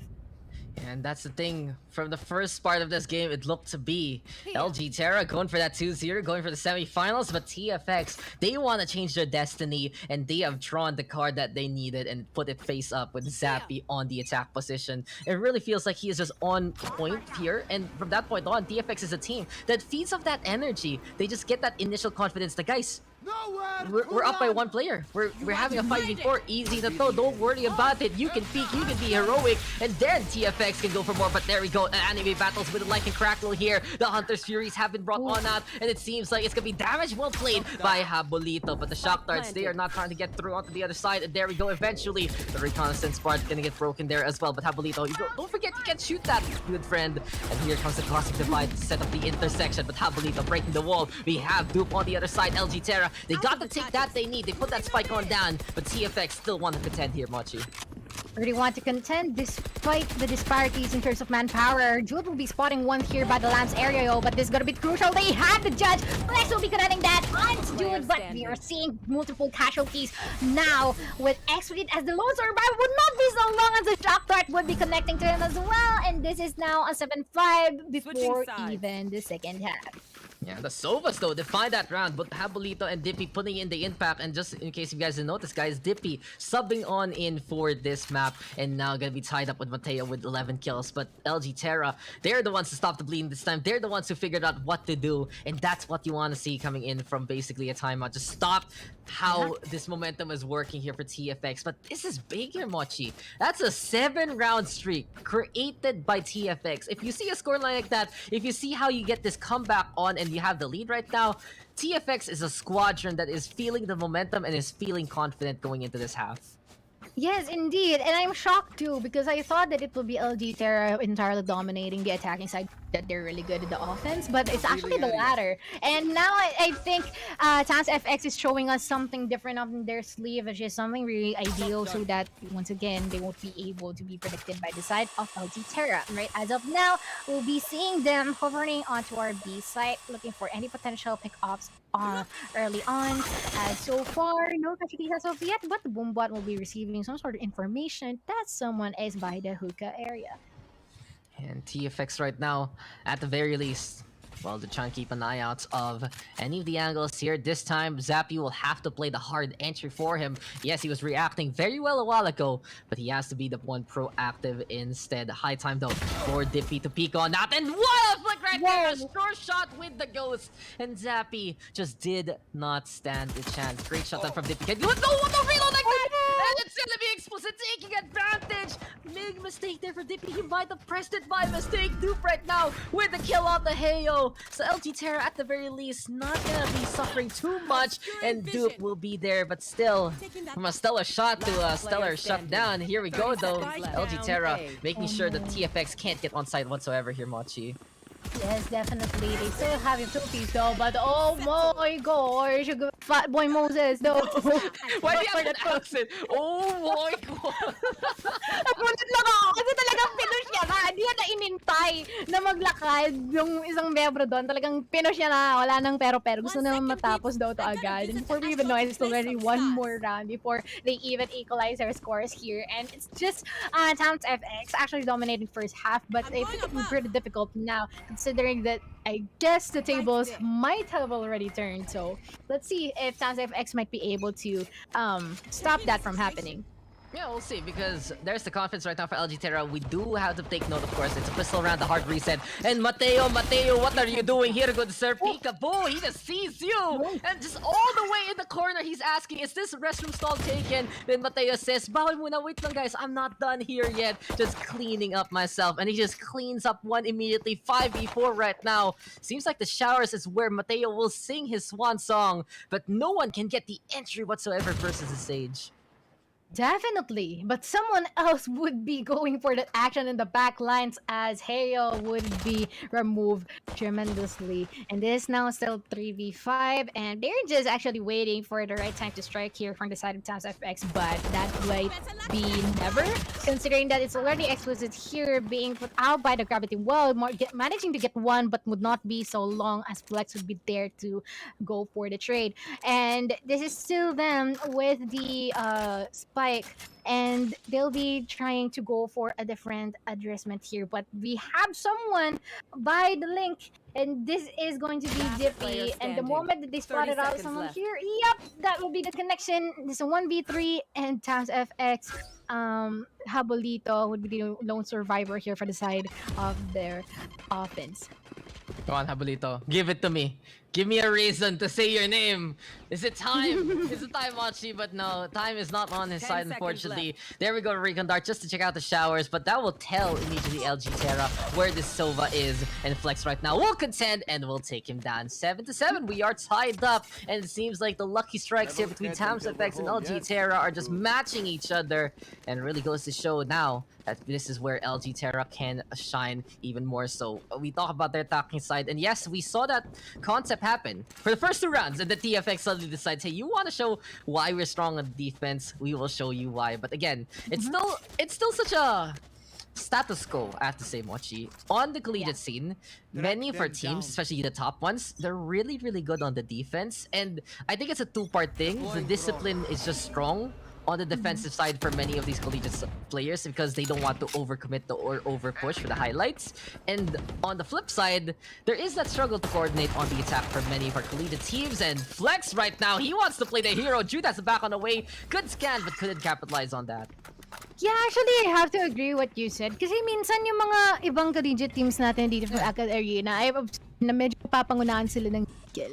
And there are some instances that they fail to do their usual coordination because of that factor. It's about the mindset as well. Na hindi lang siya entirely technical skills or the physical skills that you have in-game. It's also about the mental capability or the capacity in order to put yourselves in a specific position na dapat ganito yung ginagawa nyo rather than doing or executing on your own, because of course this is a team play where you need coordination with one another. But so far, no actions as of yet. We still have 40 seconds of clock here for the side of Tams FX to finally commit into a specific site, but their constant spot not be connecting to anyone, and this would be a go signal for the side of Tams FX to finally go into our A site. 30 seconds left, and this is actually a really good position for them, occupying all the possible angles here, but no casualties too, and this is going to be really crucial for them because once again LG Terra's style is to give them the site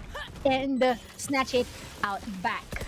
Oh, big bomb though there for Flex. And Flex with the Guardian! Out of nowhere, the tap comes! And it does seem like Duke gonna be peeking it out as well. Duke right now with run and gun. He gets in the way and he gets the strafe on. Eventually, he will get to take down onto the corner. And we got Heyo trying to contend against the last 2. Duke right now gonna go on down as we've seen. 1v3 becomes 1v2. And the Reyna will look to go for the fight. But the thing is, he just doesn't have the HP. He went for the dismiss knowing Mateo was coming. But the big boss Mateo was still there waiting right outside the showers. Whips him with the towel and gives the lead back to LG Terra. 8-7. Mateo and Flex the survivors, the 2 titans of the LG Terra scene. And TFX right now, they need the timeout. They knew they had the stride in them. They knew they have the win in their hands right now, that they can be capable of it. But suddenly, LG Terra is back on the board, and TFX has to figure out something new and something different to answer against the Ateneo squad.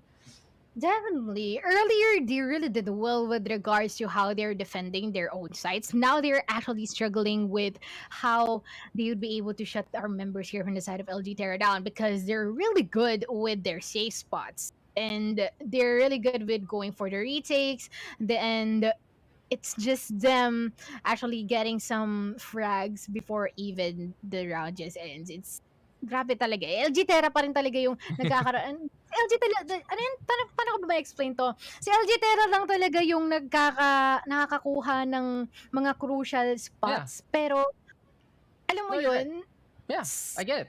I I was I feel like it's really wonderful, really. it's again, it's a two-pronged thing. Positioning of LG Terra, as soon as they get even a whiff of info, they're very quick on the rotate from site to site and from position to position, and that's what we've seen from them, just being at the right place at the right time. And again, the same problem we've seen on Split happens to TFX. If they don't have that safety net, if they don't have somewhere of a semblance of safety to get on site, that is where they fall on apart. That's why they're desperate to find these entry frags, or to get something like the Astro Smokes and the Astro Wall to just help them out immensely. But LG Terra, they play so well right now. They know where to peek, and there you go. No. Peekaboo Flex sees you, and Habulito gonna go on down. This is the problem here for TFX. LG Terra knows how to navigate through all the controller antics of the Astra and more, and knows when to take the initiative. And this is what we're really trying to say here, Mochi. LG Terra, they have that magic in them because they just say, poof, abracadabra, we're here on the other side. Yes, definitely. And yun na nga yung inahanap term na they parang nag-iintay lang sila ng jeep sa kanto. Then before they even know it's What? already puno na agad na yung No, jeep. no, wait. An LG squad waiting for a jeep? Oh, hindi This is pala. a It should be a grab. Yun pala yung grab dapat na. tayo, pare. Hindi pala uso ang jeep sa kaya grab tayo, pare. You guys yung Uber. Pwede yung Uber, pare. Miss ka na yun, pare. Why are you attacking me just because I come from the academia? Ganun eh. But honestly, yeah, LG Terra, they struggle to get the Paramunas to the Manong Kuya, but they have gotten success on the Paramunas here on Vine so far. 4v3 right now. Explicit gonna be here waiting on the side, and this is gonna be so dicey here for TFX. It's 4v3. They dot the spike down, which is already a good sign here for the FEU squadron. But the showstopper is coming, and let's see if we can get the big move. Never mind, it's gonna be a dud there as Flex gonna go on down to Thanos. Moses Heo gonna be going out. Mateo number 2, but Heo will shut them down, and it's now 1v1. Moses on one side, Heo on the other, but hello and goodbye, says Moses, as he will set sail for LG Terra to get that defuse 9-7. But what a close round that was there. TFX putting in the effort. Everything just unveiled at this specific area here, which is the entrance from the spawn, and we just caught off the showstopper here, and before we even know, it's already Mateo pulling off a 2K, which is one of the crucial moments here this round. And successfully though, Matt Boy Moses has been there just to seal the deal, and it is now 7-9, and so far it's them really good with their retakes. And they have 3 ultimates active already. They had the Cosmic Divide, they had the Resurrection, as well as the Neural Flip for information. So they can actually capitalize this more on accordance to their favor, but I don't even think that they'll require or need that further. Flex though in a really good position here. Let's see even then they should get someone around this teleport area. Sure, Flex. Make this work. Come on. Let's see how this is gonna go. He's sneaky though, and suddenly the door's open, and it will be him swinging to get rid of Jude, but Hale will turn around to get that takedown. But the damage has been done, and you just get a Tams FX sandwich. It does seem like it's just it'll be such a surprise there from LG Terra. They get the man advantage again, but really, make that 2 with the resurrection. But I do have to say TFX chances, it does get better as soon as they put that spike down. But still, the reality here, Mochi, it's 5v3. It's gonna be very difficult here for the FEU team. 5v3 gonna be really difficult as well, considering the manpower is not a sign of the number of utilities that they have. Before we even know, it's already all of the members here dying with the last life from the side of LG Terra. All of them just executing at the same time. Really nice coordination from the side of LG Terra. And there's 2 more rounds before the match point, honestly. And still, we didn't even imagine that LG Terra might be opting for this kind of comeback as well.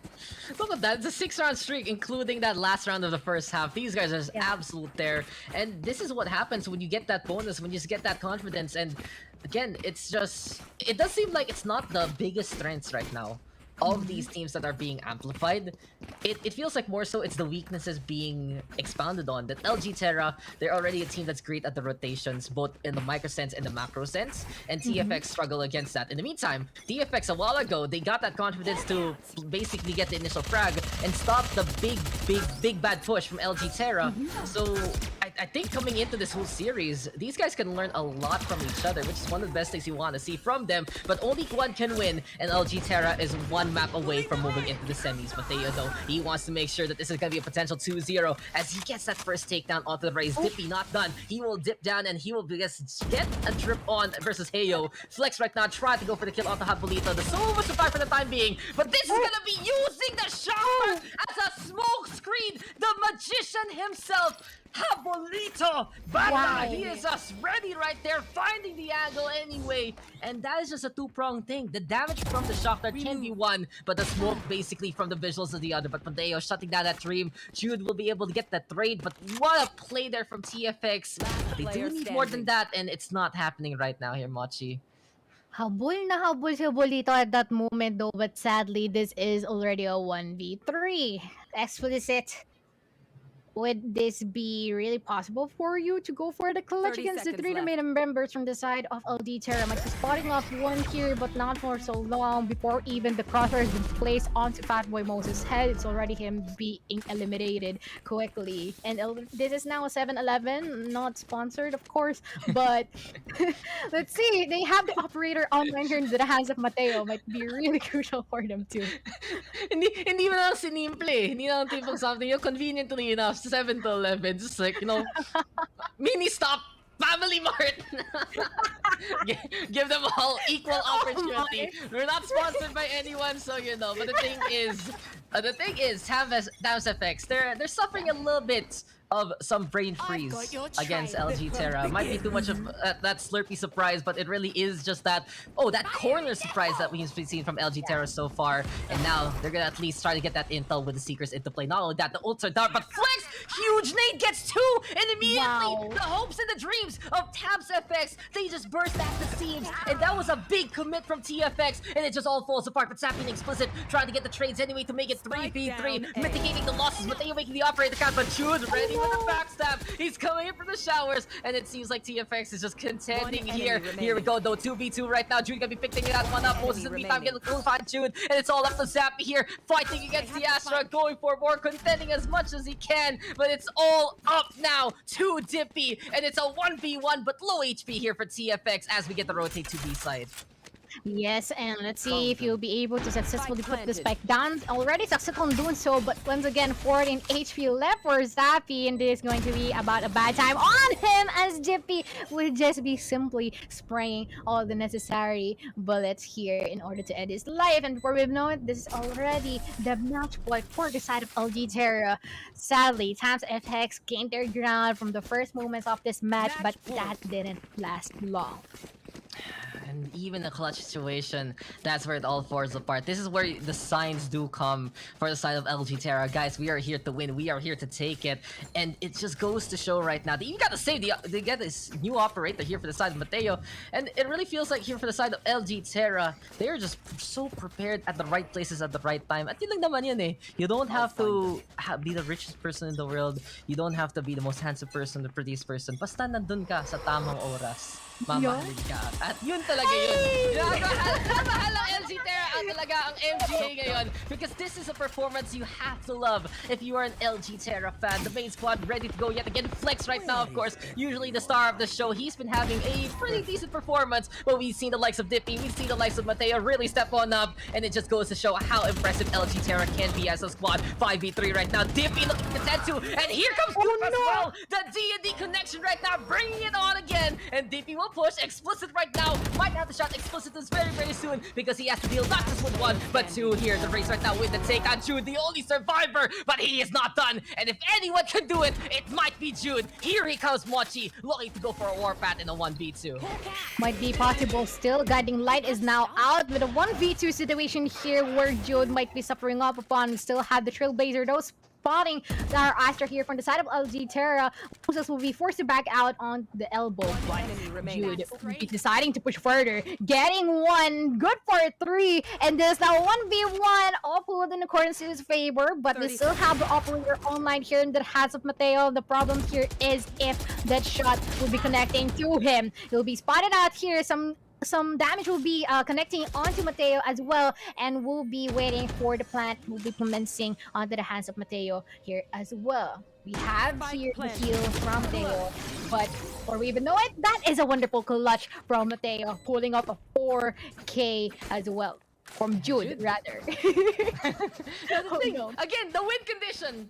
Jude 4K, yes. So the check marks still apply here for TFX, and Jude will make sure his squad lives to fight another day. When in doubt, call for Jude, and hey Jude, he will make it better, and he will make sure that the song of Tams FX will not be a sad one. LG, gotta be careful. You can go hunt people, you can go take him down, but if you realize that Jude is still alive, just all huddle up. Just say, guys, 1v4, please, please, please, just back, not him.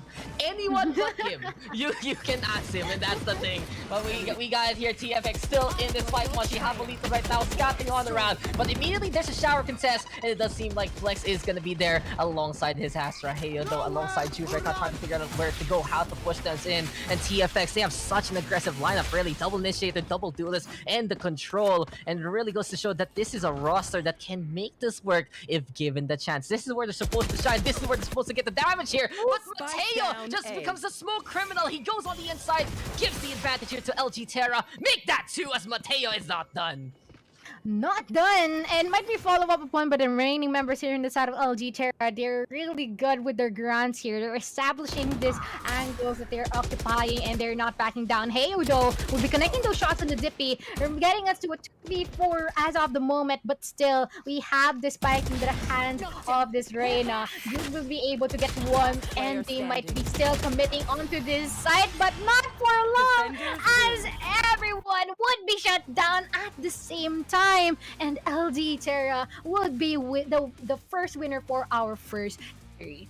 Yeah, we live in the earth and we live in the world that is ruled by LG Terra. 2-0 victory, but Tams FX yet again showing the resiliency there in that second map. But that's the thing, when LG Terra just gets that tear on, they will just tear you a new one, and from that point on, they can just destroy you from the inside and out. That defense from LG Terra, absolutely ironclad. The only slip up was because of the Jude clutch. But beyond that, it really felt like we've been talking about it. LG Terra, right place, right time, sana all talaga. And TFX, they just need, that's the one thing they need to work on, I feel, because it seems like if they are feeling comfortable, they're fine.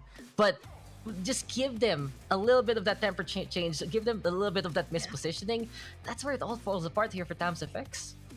Yeah, actually, I really love how Tams FX managed to go for that low-key comeback on the second match, but sadly, it didn't last long considering that the side of LG Terra is still really good with their methodical ways, and as well as the fact that, once again, pinahiram, babawiin, parang magnanakaw lang sa rekta ko, diba? Parang ganun dito sa LG Terra. Pero still though, they really did it with class, and as well as the fact that they're really consistent in how they're doing their trades too, utilizing the buddy system here for the side of LG Terra with all the utilities at play. It has been really, really great for Series 4 today, and are there additional pointers here to be added, Dax?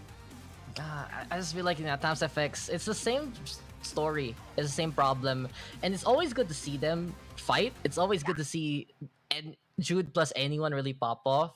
But really, it's just they can learn a lot from LG Terra, honestly. This is a squad that shows how important positioning is, and that's the next step Tams FX needs to do. LG Terra, in the meantime, I feel like this is a really good form for them. They weren't able to show off with this back then in the UAC playoffs here in Naked Arena, but this time, this is really them looking so strong. They come in basically as a pseudo top seed. They come in as a top seed here, Mochi, because they were the first ones from the qualifiers. They were the champions of that, and everyone is looking at LG Terra, even though they had basically a middling performance in previous collegiate tournaments. So I feel like LG Terra right now is making a statement. Watch us, because the Ateneo is coming your way. The blue and white will continue to fight, and they will be contending next week. Yeah, they're giving off a really, really high impression here for the first time. I am really having high hopes here for the side of LG Terra, considering that they, once again, sila yung unang nakapasok ng qualifiers, sila ang unang nanalo din dito sa araw na, and hopefully it will be an established momentum then, not only in the game itself but the whole duration of this series. But once again, congratulations for LG Terra for finally winning this match. Yeah, and that's gonna be it, guys. First quarterfinal is done. We still got one more to go. It's gonna be UOK versus LPE Sparrows Wait, up next, and that's gonna be interesting because let's it's go, all the Hao. way on the other side of the bracket. And HAU, funny stories here at the MGA, but we know they deserve it. We know that they have made it, and they are here to prove that they can play against the best and be the best. Sparrows on the other side looking to get that against that, and I can't wait for that one. But guys, don't forget real quick that the MGA University Championships wouldn't be a thing without our amazing sponsors and partners. Let's go. This tournament is powered by MSI, our official hardware partner, Globe Telecom, our official telco sponsor, and Twitch Student, our platform partner. My name is Zach, here watching, and we'll see you guys in just a bit for more here at the MSI University Championship.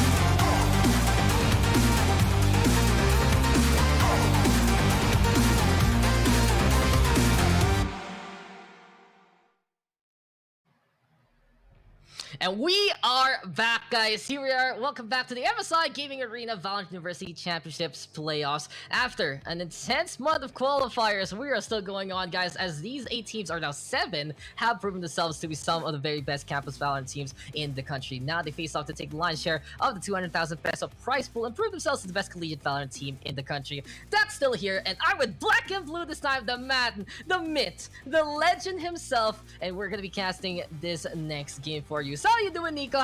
How have you been? It's been a while, my friend.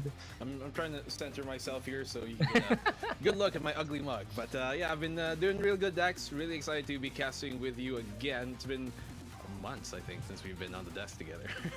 Alright, wala. I got left behind, my friend, unfortunately. You moved on to greener pastures, brother. Yes, we are gonna be here at the MSI Gaming Arena, and I'm really happy to see you here alongside our incredible talent so far. But next on the list is gonna be another quarterfinal matchup. Rather, we got MGA UOK, or actually, it is a team from HAU, Holy Angel University, the squadron of UOK, versus the side of LPE Sparrows from Lyceum. And the thing about the UOK squadron, there is a little bit of that storyline right now happening in the MGA, but it's instead, let's focus on basically their redemption. They came in swinging all the way in the third qualifier, made it all the way through so many different opponents. You see the likes of Virtus Arcus Artemis, the Alex Warriors, Alex Adder, Apex Samurai Miracles, and LG Frost. And come on, they actually beat the top team of the collegiate scene in a best of 1, Black and Blue. They took down Virtus Arcus 13-11 in that qualifier.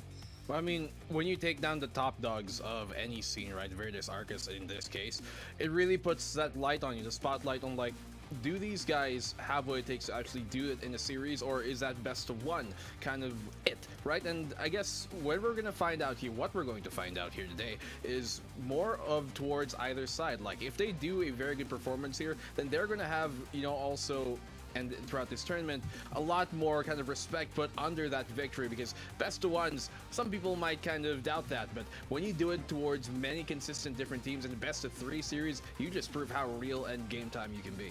Yeah, absolutely. And you having that professional experience yourself, knowing exactly how to bounce back, and knowing that the best of 3s are just the best showcases for your team to prove not just the resiliency, not just the endurance, but also the talent in them. In the meantime, though, LPE Sparrows, good to see them here, making it to that top 8 final qualifier, making such an impact. And it really goes to show that this is going to be a squadron that is trying to prove themselves against a few more names that are a bit more notable on the collegiate scene. LPE Sparrows, you're going to be loving what they see from them. And checking out their history so far, they've beaten the likes of Vortic Warriors, MGS Spades, PDG Outcast, Alex Hydra, and they only fell to Apex Samurai Miracles in that 4th qualifier. So a bit of an underdog statement right now here for LPE Sparrows, and I do want to see what they will bring. But really, there's a bit of focus right now on UOK Black and Blue. And if you are a fan of UOK, you know these guys are absolutely inspired right now. There is a chip on their shoulder coming into the series, coming to the playoffs.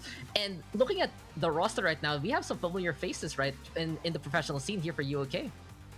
I mean, I actually didn't catch who they were. Would you like to keep me informed? Yeah, we do have we stream, no cap.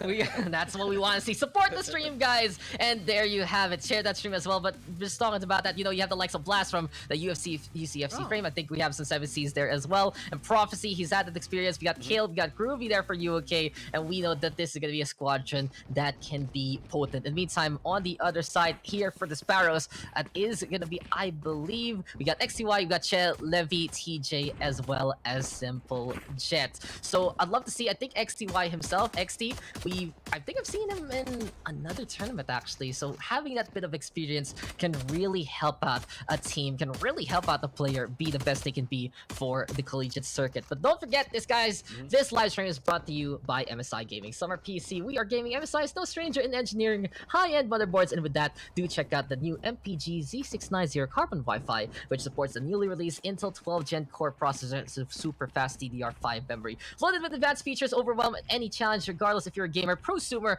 or PC enthusiast. For more information, check out the MPG Z690 Carbon Wi-Fi on ph.msi.com. But we're gonna get into Icebox here, and Black and Blue, impart us your wisdom as the top analyst of the PH scene. What are we seeing here on Icebox? What's the sign right now with these comps? Well, first, Dex, before I do bring us into the game, I want to let the viewers know if they want to bring esports to their school and if they want to be a part of this as well, that Akad Arena Alliance is here for you. The program will, for Akad Arena Alliance member club, get to access our exclusive tournaments, mentorship, event powers, and support. Of course, the Akad Arena Scholarship, aid, and power-ups. Learn how to join the Alliance today at akadarena.com/alliance and get updates by liking and following the page as well. So there you guys know how to be part of this. But we'll get into the kind of nit and gritty now.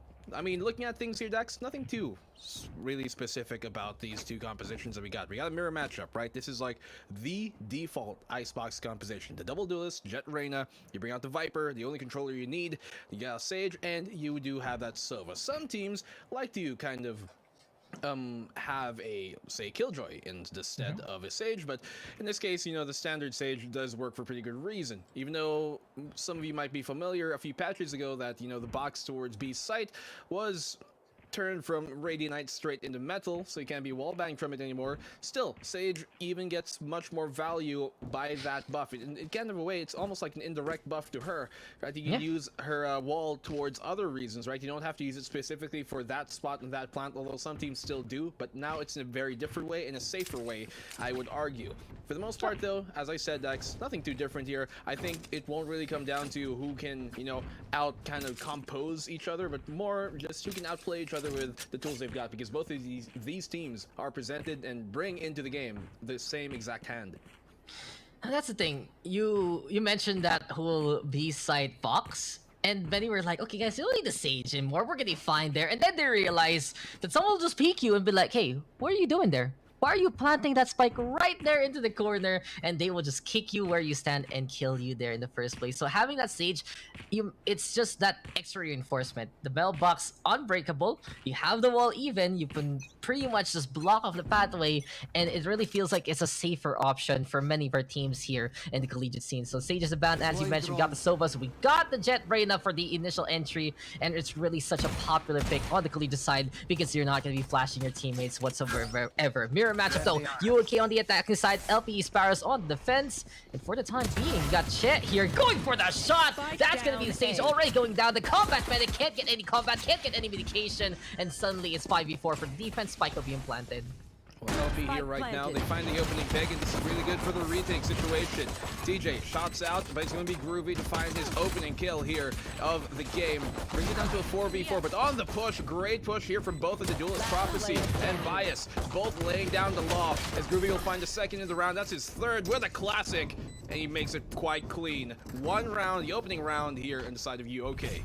Yeah, and UK, this is really just the roster, as I've said, chip on the shoulder, looking to impress, and these guys have that experience on the pro side, on the collegiate side, and just really warriors on the ladder in the first place. But what do you think here, Black and Blue? Early aggression into basically a side take, how effective is it here on Icebox? I do think, a lot of Icebox and how you play it, and it's a big reason why you see double duelists here, is taking those aggressive fights, basically making lason, manglalason dito. You have those Viper walls up, you both push your Jet and Reyna, to try and get that early information as well as maybe early damage or even a pick off, then back out of the fight. A lot of how Icebox is played is like that, and it is actually very prevalent, especially on the A side, for that type of aggression to be seen. And now we're seeing it once more coming here from the attacking side of UK. And there you go, we asked for it, and we are gonna get it. There we go with the wall though, and that's gonna be killed right now, surviving this time, and getting the first frag onto Symbol Jet. Spike not being planted, Groovy putting it all the way to that default, and Blast will just blast off and catch out XT there immediately with that chair. Viper wall though, gonna go on down, Storm gonna be into play, and this is a danger close for Blast, but luckily for him, it's Prophecy helping him out. Levi tried to help on that as well, but Prophecy is the guardian. We do have one from the Reyna here of LPE, but that's not gonna be enough. Prophecy foretold and Prophecy with the 3 UOK 2-0 right now, as UOK is looking absolutely A-okay here, Black and Blue. Well, to be fair, Dax, it is the opening 2 rounds. Yeah, we're not to speak Tagalog here, right? Yeah, well, pwede naman. It's been a while since we've done it, but yeah, I do think, well, 2 rounds doesn't really matter at the end of things. Could be inconsequential. They are on the attacking side, so you kind of expect that to happen, especially on the pistol. But when you're playing on the defensive side here, like LPE Sparrows, this is the round you need. You got the Vandals, only a single rifle on the opposing side. That's gonna be Prophecy, trying to lay down whatever maybe paragraphs he might. This is Bias looking to clear her towards Maze. If they can get early control of Maze, this will allow them to cut off any rotations back into the site, and as well stop the opposing players inside the site from LPE Sparrows to get out safely. Yeah, and LPE Spirals, they're just waiting for UOK to come on in. Blast right now alongside the crew, already making their way, carving their way to that A site. And here we go again with them taking that eastern quadrant. And you see the Jets right now getting 1 apiece. So it's going to be 4v4 for the time being. Groovy planting that spike down on the default yet again. But since LPE Spirals is just giving them free reign to do whatever the hell they want, UOK will say, okay, let's keep it simple and let's keep going there. But finally, we get the shots. We have the guns here from the side of Sparrows. Again, it's going to be XT getting on the board. We do got Groovy getting 1 in response. But the Sova right now on the other side will get on the board, and XT is thus not done. He will take command of this round. He will just show his attention there, and from that point on, LPE Sparrows will flock to get a point on the board. Great round coming here from LPE Sparrows, almost flawless for that matter, and this is the round that they so desperately needed. But then again, they were the ones with the, you know, firepower advantage coming to it. Full rifles abound, and now the same shall be the case as well for UOK. But obviously, half armor there on their Jet. Looking at things here, you know, we're gonna already see that still there aren't too many adjustments on the Viper wall and how it's going to be used from LPE Sparrows. They don't have that information just yet on where the tendencies of UOK might be. But as of the moment, here is one tendency every round, 4 rounds that we're in, to just go A site. So sometimes it might be beneficial to hold on to that Viper wall to actually use it for the retake, but it didn't seem like it was a problem last round.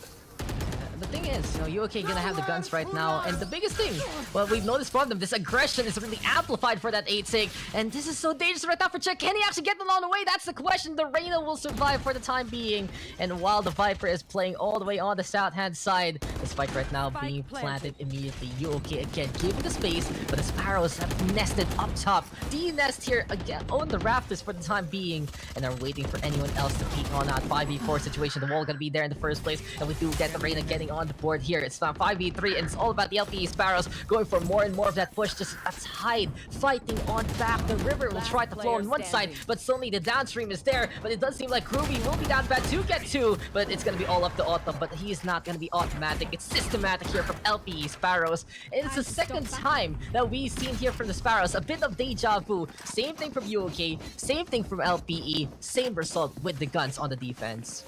You can see, and we were talking about how a while ago, you know, the fact that the B wall is now, the B box on the B site is now solid and not wall bangable, that Radiant box formerly, it will allow the Sage to use her walls in many different ways, and that was one of them. To put them there on the cross from screens allows the defenders as well to, you know, filter back in and through site without having to worry about much. Yes, it will help the attackers get the site control, but it will help the retake as well if you get into the back of site because of it and could potentially break it right after. But now because of that, the 2 rounds won here in a row by LPE Sparrows will force UOK on the eco. And while these are winnable rounds, especially on the attacking side, and you got Eagles and Sheriffs abound, still, you do have that advantage on the defensive Sparrows. Yeah, the Sparrows right now. Oh, that's gonna be a good takedown though from the side of UOK. And you need these heroics if you want to make these Sheriff rounds count. And the taps do come and take care of 2 heads. And again, deja vu. Here we go back on the A side, but the damage has been done already. And it seems like UOK has put up the points they want on that A side. Groovy though, he'll find a frag, and it's all gonna be up to Levi right now. Can the Viper though find a target? There we go with a shot up top the nest. But is that gonna be enough here for LPE? The Viper waiting patiently. Can Levi get some more? Sees another head up top, and he wants to shut that down. Another kill here for Levi right now. He's just battling these Titans and battling these foes as much as possible, but this is too much to handle, and he has surveyed this A side. He will say, no, never mind, back to the walls of B we go. And it's a round here taken by UOK in a thrifty fashion here, Black and Blue. Just the initial Sheriff taps really putting a dent on the LPE Sparrows defense. Yeah, and you know, midway through, actually near the start of that, 30 seconds in, I did say how now. These rounds, these, you know, eco buys when you have a bunch of sheriffs are very winnable, especially on Icebox, when you can take these fights where you are going to be facing the opponent up close, rather not up close, you kind of square up against them, and having those kind of lots of square up kind of challenge angles is exactly the reason why those sheriffs can really work out here. It's not something that, you know, maybe like on Split where you're always bumping into corners, or maybe on Haven, but on big maps like this, these deagle buys, these sheriffs can be very deadly, and you see exactly that. So great job by UOK to kind of, you know, reset things around. Unfortunately there for Levy, no Mikasa, no Aaron around to help him, and he's gonna have to go save and live to fight another day. I mean, he's the strongest Ackerman already, and he was looking pretty strong there, hiding back by the walls of B site.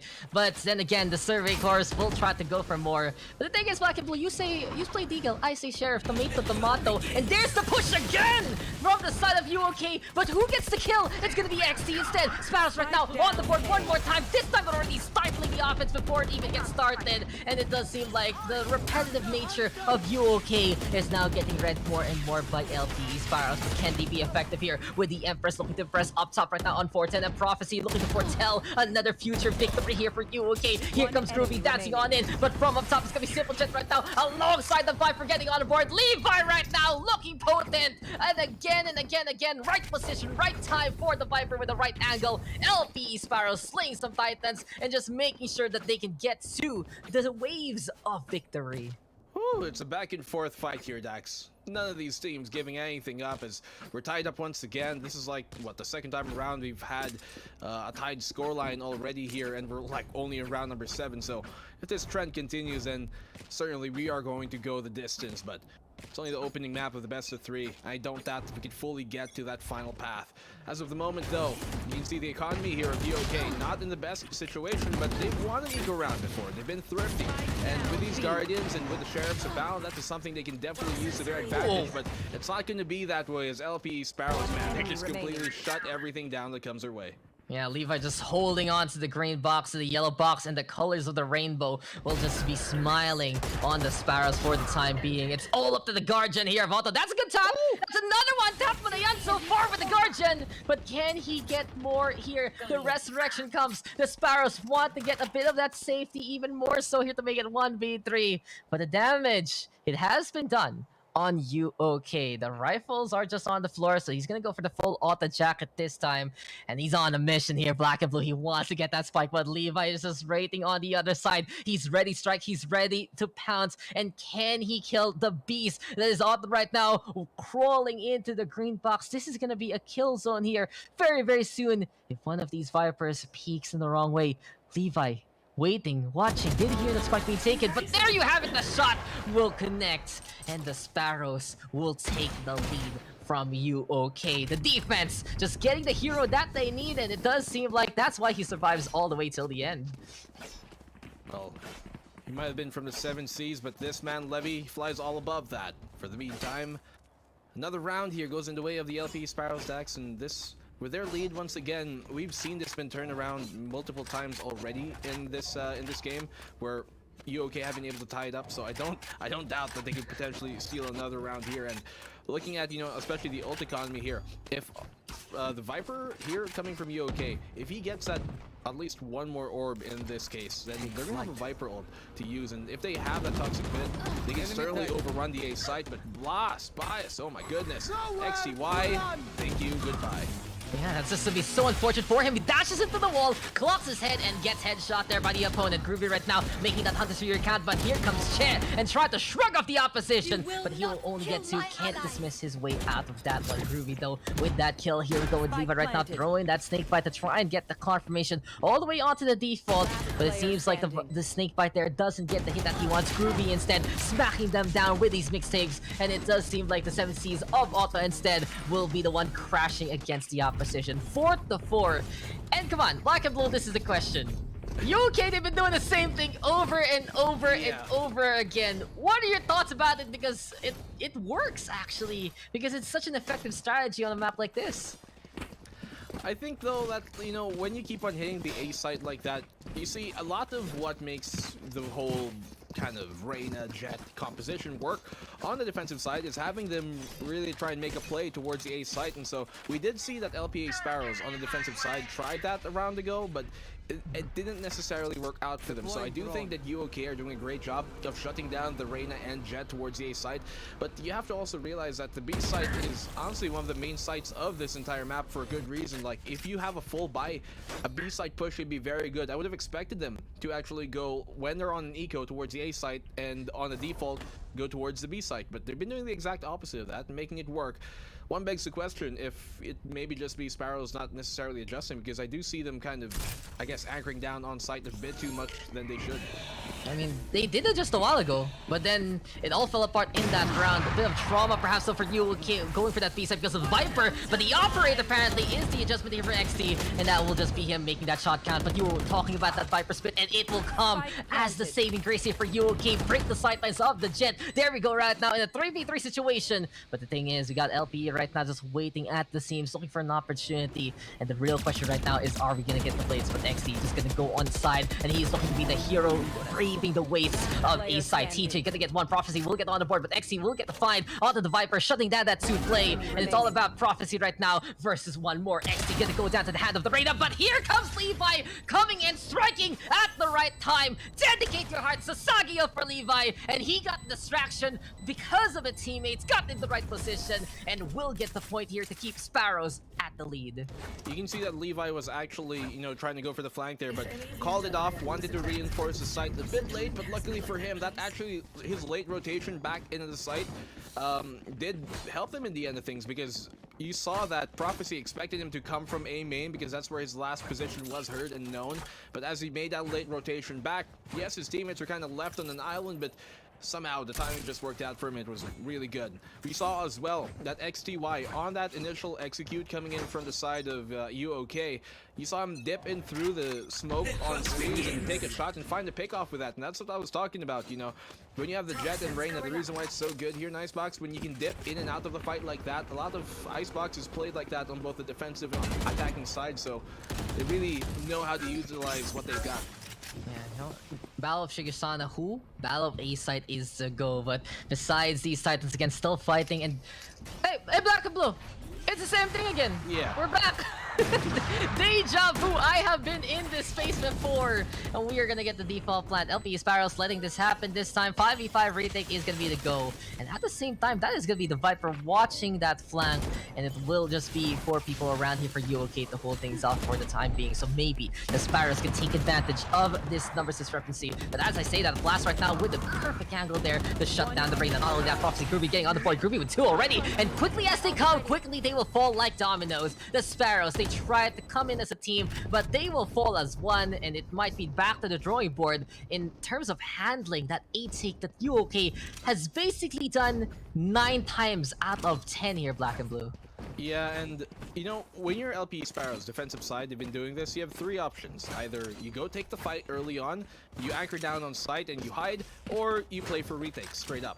They've been doing the latter of that, playing for retake, but I don't think necessarily that they've been utilizing their utility for exactly that. Like, they be kind of placing down their Viper wall early on, often here on the B side, where when it comes to the retake, that Viper wall could be very, very important and instrumental on the retake, but they just don't have it online anymore because it's been placed down. So this is what I'm saying. Hold it till you actually need to use it sometimes, and maybe they could use it for the retakes. Because now, once again, it's going to be easy pickings on the A side because UCE, UOK, they have no kind of reason to adjust. It's all going to be an LPE Sparrows to make a difference here, but this eco should be a quick clean job.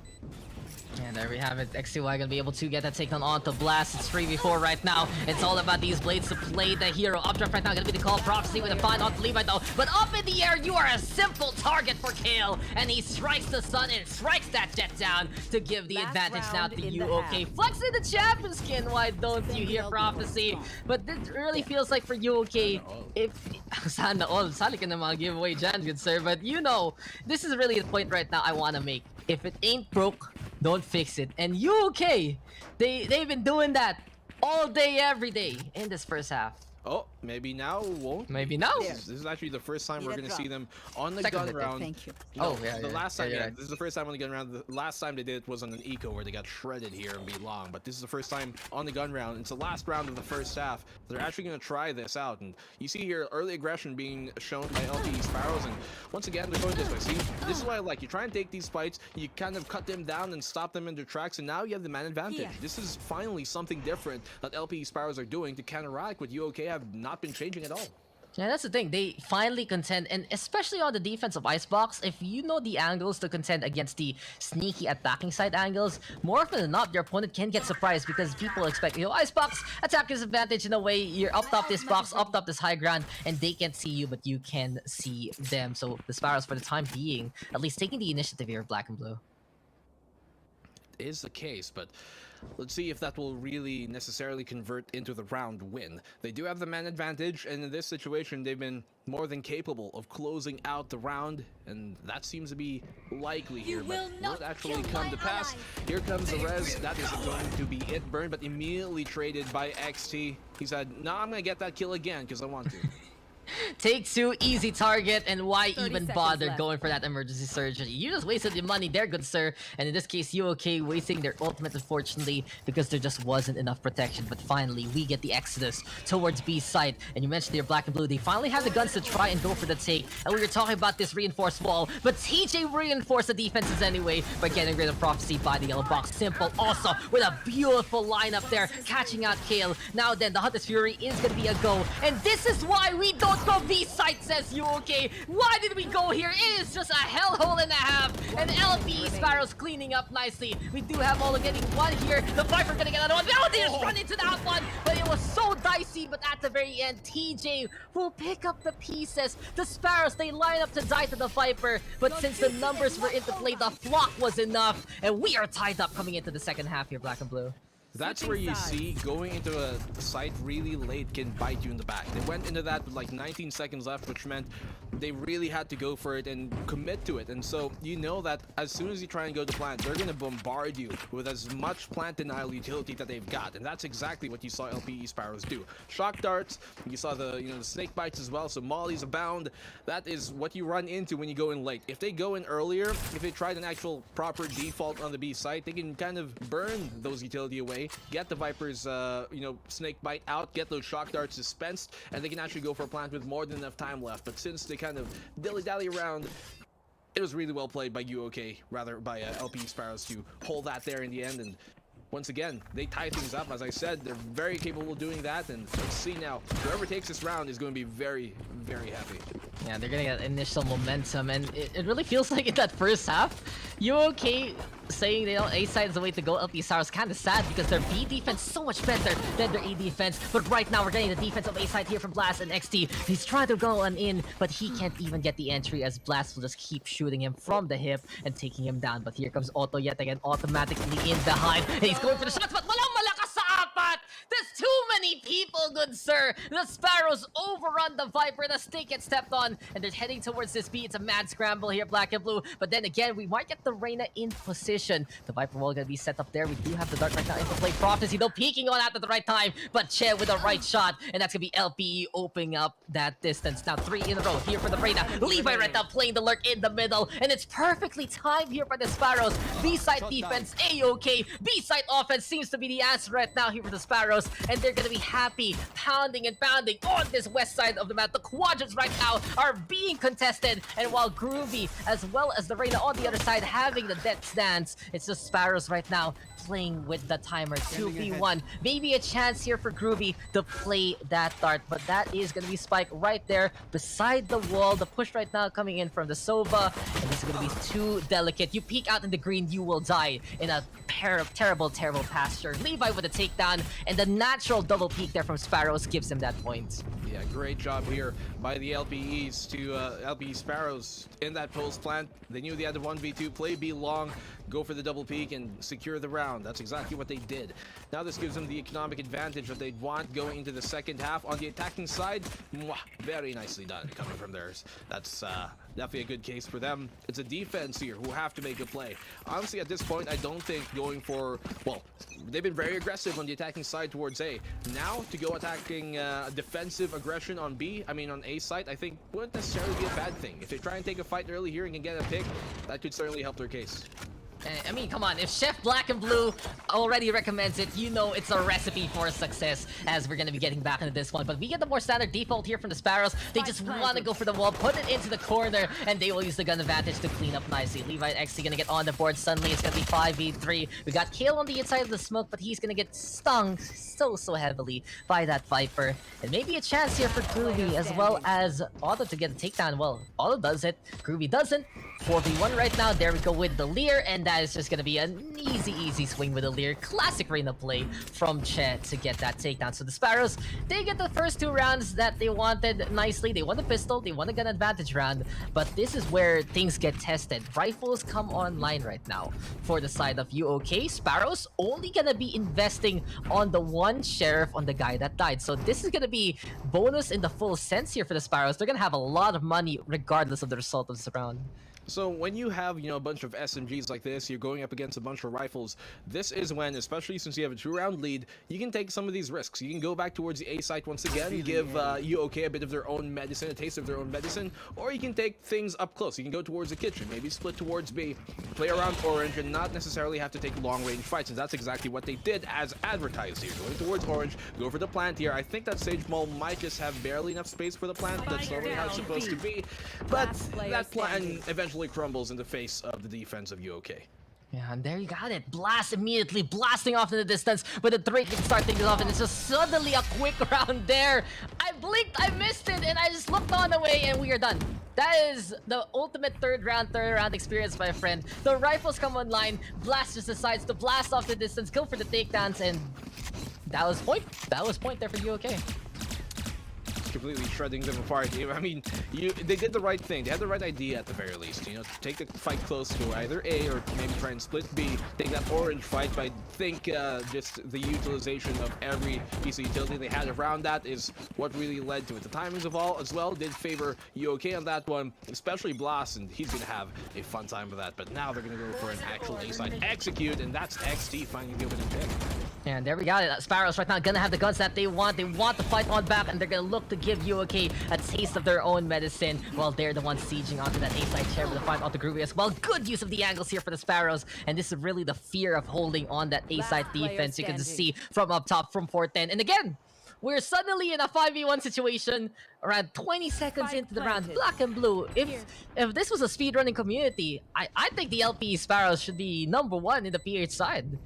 Any percent to map #1, it seems what they're going for here on Icebox, but hey, it's a cold map, but these teams are only heating things up. Really? I mean, when you look at things here, a lot of what both of these teams have been doing on the attacking side is, hey, let's all play 5 together and let's just push a site. And for the most part, it's been the A site. Seems to be the comfort site to push here for both of these teams. But I mean, if it's working for either side, why not continue to do it? But, you know, seeing how UOK were so good at performing that a while ago on their attacking side, you would think that they would be also as proficient or maybe nearly proficient at defending it, but seems like they haven't cracked that code just yet. Yeah, next see just with the 4K there to wrap it up. LPA Sparrows looking stellar on the attack when they got the rifles. And this is the question right now. It seems like UOK and Sparrows, they want to contend very quickly. And in a situation where Blitzkrieg is the answer for both teams, who has the advantage more so than not here, Black and Blue? I mean, I think it's kind of a split thing. Like, really, sometimes I'm not too sure the advantage would fall either way. It can be split towards, you know, whoever might be performing in that specific instance. And in this case, if we're looking at this one, though, the defense definitely have the advantage here. UOK, they're running into like a, you know, a 4-man side hold on the LP Sparrows. So LPE, they're gonna have to back off. They know there's too many guys over here on UOK, and UOK begging to ask that question: are they really fine with this? Yeah, and that's the thing. A bit of a distinction here between the Sparrows and UOK is the UOK squad, they want to force themselves all the way to the side. Sparrows, in the meantime, going for these kind of rotates, going for these kind of fakes, and looking to psych out the opposition. They already respect the force that is UOK, but Kale looking way too high, and Che is there to just clock him immediately where the sun don't shine. So it's 4v3 right now. The Sparrows can be able to set things up very nicely indeed on a site. Not only do we have the wall, but we also have the Viper Spit, and it is going to be a sea of green that UOK has to navigate to begin with. Prophecy, though, all the way to the corner of the rafters. One big drop down, as he finds his angle onto these 4 players, he might be able to get a good backstab, but TJ and Simple Jet, they will be able to get those takedowns. We got Otto on the board. No, never mind trying to get on the board, but the attempt was rendered moot by Levi instead. And the Sparrows, they're building an empire every single time they put that spike down, and the fortifications they set up here, Black and Blue, are looking absolutely ironclad. There we go. That's what I was talking about. You know, they know how to execute on the A site full force. They know how to defend it on the A site as well full force, and that's what we expect here coming from the LPE Sparrows. And so let's look now further if this will continue, rather from the UOK. Let's look now further if this will continue on, as UOK here on this side of theirs looking to struggle a bit in defense. And I like the fact that they go for like the mid kind of push here. It does make sense, especially with the low economic situation they got, but the Soul Viper on site's got a lot to deal with. They get a kill, a trade either way, but Auto, both Vipers go down, no controllers left. UOK, they say it's time for us to cosplay on the attacking side. The side swap basically on the round, but the Sparrows have put that spike down, and they're looking to play that timer well. Prophecy, though, with the Vandal in hand, looking to contest. He's already up top the green box, and he's already up top versus Arena, and we do get Blast getting the blades on the board as well. 3v2 suddenly, and it seems like for UOK, the plan is to pretend that we're the attackers, and we're gonna try our best to get the kills. But Kruby, he's gonna get to find off the TA. Simple Jet did get rid of the Jet along the way, but as the defuse is coming online, it's Simple right now versus 2. The peak comes though from Prophecy out of nowhere, and it will be UOK making it work. Yun lang pala, Black and Blue.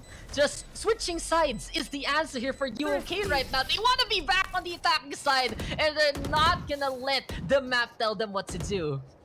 Switching sides is the key. Looking here for UOK, they're like, sige, we did better on the attacking side. Did they attack ulit tayo kahit defend, diba? So that's that seems to be the game plan here, and I think it's working for them. Every time they've gotten aggressive, like we saw them sa A side, like force stack sila, tas lumaban, and we saw them do the same as well during mid there, which is the right moment to do it because you're in eco buy. It's what's been working for them, and I think they've been doing that quite well. So tech pause here. Not sure how this will continue on, but Dex, I really do like what I'm seeing from both of these teams, honestly.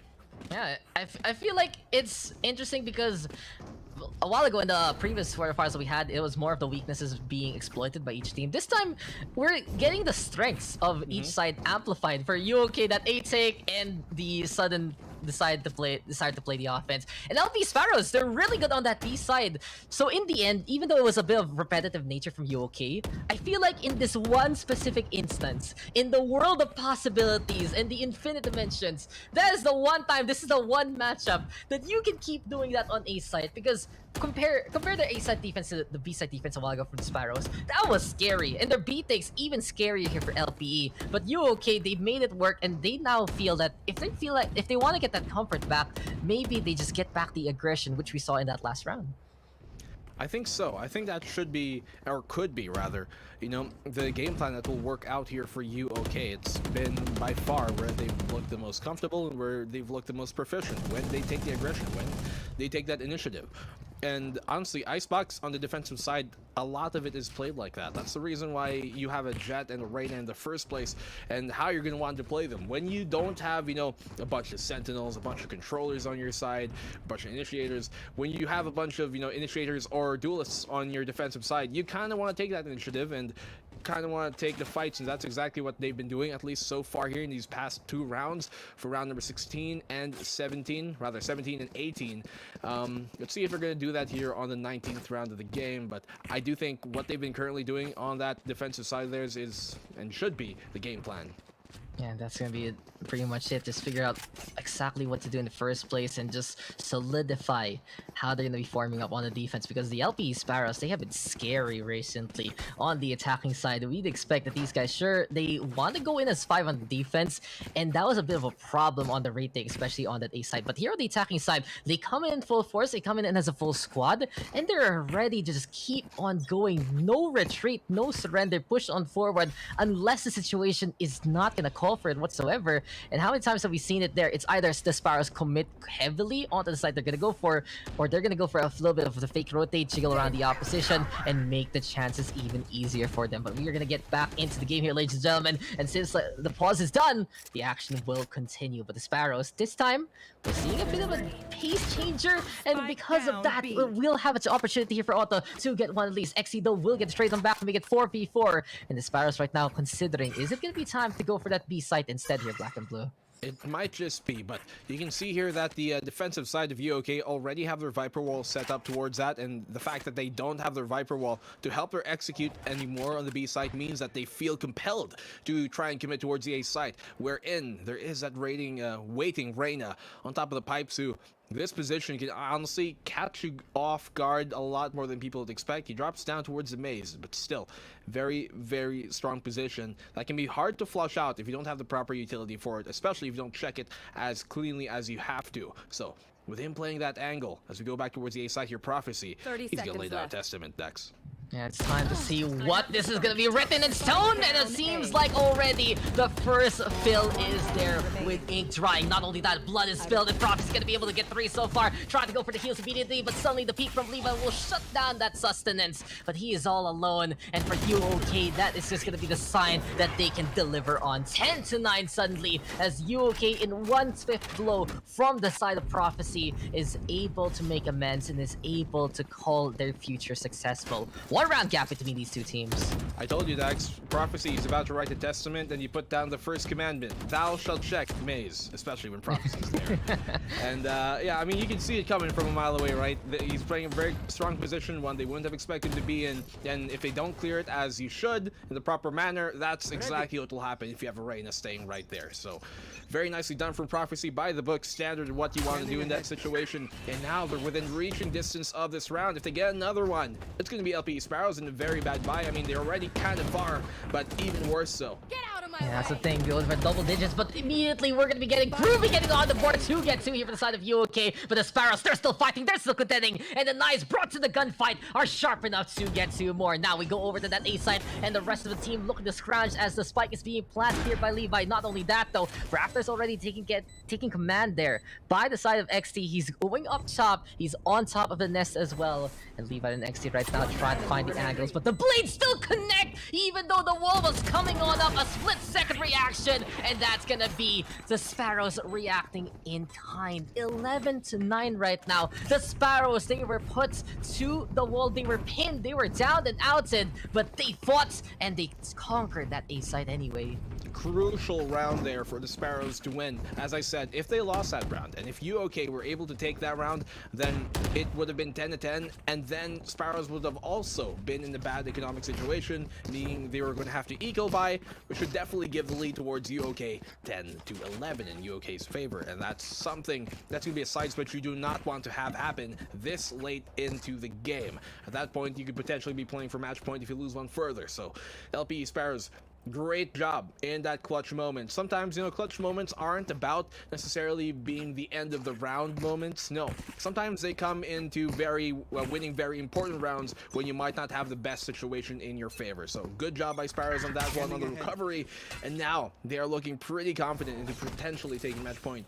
Yeah, and XC really just, if I really remember him correctly, just having such an impact in smaller scale tournaments, and similar right now here in the collegiate side. But Blast, he is a man on a mission. He is a man who has seen it all and more, and he already gets that takedown. Sometimes you just need these jets to play the pop off and really save the day, but Levi is the one making sure that the stage is not going to matter for the side of UOK. So 4v4 for the time being, and the Sparrows decide to just funnel the resources here into the middle instead. They're watching out for anyone peeking. They know that someone is going to be ambitious enough, and his name is Blast, the hero trying to put on the cape, but apparently he's gonna get sucked in the turbine. That is XD instead. 4v3 right now. The Sparrows right now gonna be pushing on forward, and here comes the dash from the Jet as well. They're keeping an eye out though of where these opponents can come, and this is gonna be creative. You don't see this too often. Gonna be the wall over to the orange side instead, and the spike gets planted all the way on a different area code here by B side. But Groovy, he has a bit of the intel here, and he knows this is gonna be just some short funnels that he can go for that dart. But XC with a peek, all right now gonna be able to get the find on the TJ for the time being. But in a 3v2 slate, the Sparrows right now has to just try and hold off the opposition. Otto though creeping closer and closer to the spike, and if he can get that ninja defuse, it is just gonna be a free win for them. But the Hunter's Fury is the detection zone. It will say no, and Otto, he has to avoid the shots, avoid the Jet, and avoid the Hunter's Fury, but he can't do it all. And XD with a 4K will extract another win here for the Sparrows. Match point right now here for the side of LPE.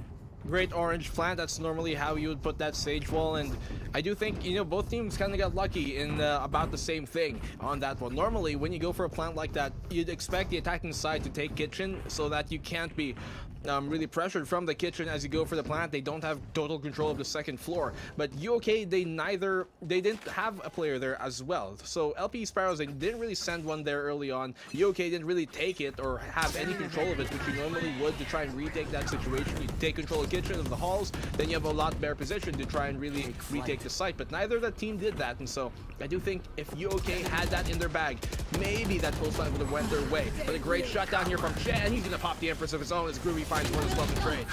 Yeah, the Sparrows are on the hunt. There's the res. There's the kill from Che. And suddenly it's 5v3 after all the resources have been allocated here by the side of LPE. UK not looking LK whatsoever. They don't have much of the guns, but Groovy and K will still have the fight in them and make it 3v3. Spike though hasn't been planted as yet, but Simple Jet, the simple man on that simple high ground, and he simply puts it to the test. And with a kill there on the Groovy kill right now, trying to contend 30 HP and a dream. He has the resurrection, but he doesn't have the firepower to just shoot his way into that kind of zone. No. And the Bulldoggy is trying to bark from the side of Otto, but there we go with the peek, and there's the takedown for the LPE Sparrows. You think they're cute little birds, but they're on the hunt, and they're looking to be a flock, ready to feast. One more kill, and they will get this map. Spike is planted, and as time is ticking, Kill, he's gonna have to rely in the power of the Sheriff. He needs to hit his heads, but no, he is very dead. XD with that final kill, and the Sparrows will be able to set sail for greener pastures as they take the frozen ways of Icebox. Great map here coming from the Sparrows, and that's exactly what they wanted. I think, honestly, you know, looking at this, I would say that Sparrows, in the first place, were kind of the favorites to win this entire series, so I do think when you are the underdog, map number 1 is crucial for you to win. Now, lots more pressure is going to be put on the UOK side. They did have, you know, some good showings, especially on the attacking side here, although, to be fair, it is an attacker-sided map, but that kind of philosophy of taking aggression, I think, should have been kind of converted more on towards that defensive side. Some adjustments, as I talked about, like on that kitchen control towards the orange plant on the second to the final round, would have been crucial. Those type of small things are things they have to look at further, but I'm not too sure if those adjustments can come in between this map and the next, but they're going to have to make something happen. Yeah, and it feels like for the side of UOK, it was a show of strength, but not really the show of wits that we were looking for them to respond with. The Sparrows, in the meantime, you were talking about, yes, that's going to be the standard orange plant, but how often do you really see that in these kind of leagues, the collegiate circuits? Mostly just going over to that yellow crate instead, going for that build the box and be prepared and be safe there. But the creativity and the lethality of the LPE Sparrows is a welcome surprise, and they're really trying to make an even bigger splash here in the quarterfinals of the MGA University Championship. This is an incredible effort all throughout here from the Sparrows, and you gotta give it to XC. He was just popping off like crazy. He was getting the takedowns left, right, and center. And from that point on, it was just the battle of the Jets putting the impact between him and Blast. Both of these Jets were a big part of their team's success. But beyond that, it really feels like it's just still the matter of more of knowledge here for the side of the Sparrows, and for UOK, it's a little bit more one-dimensional in a way when they look comfortable attacking even on the defensive end.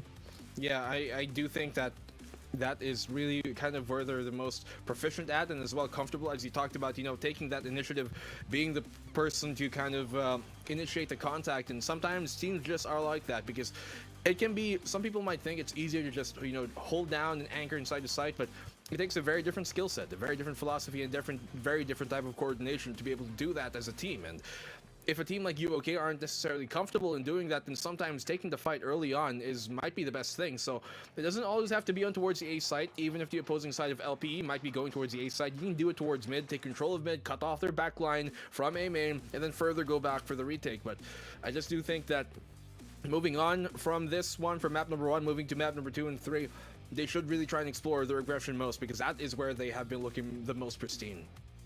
And guys, it's time for us to go for a little bit of a break. And when we return, it's going to be the Sparrows versus UOK yet again. LPE though, 1-0. My name is Dax, I'm here with Black and Blue, and you are tuning on into the MSI Gaming Arena University Championship. We'll be right back for more of the quarterfinal action.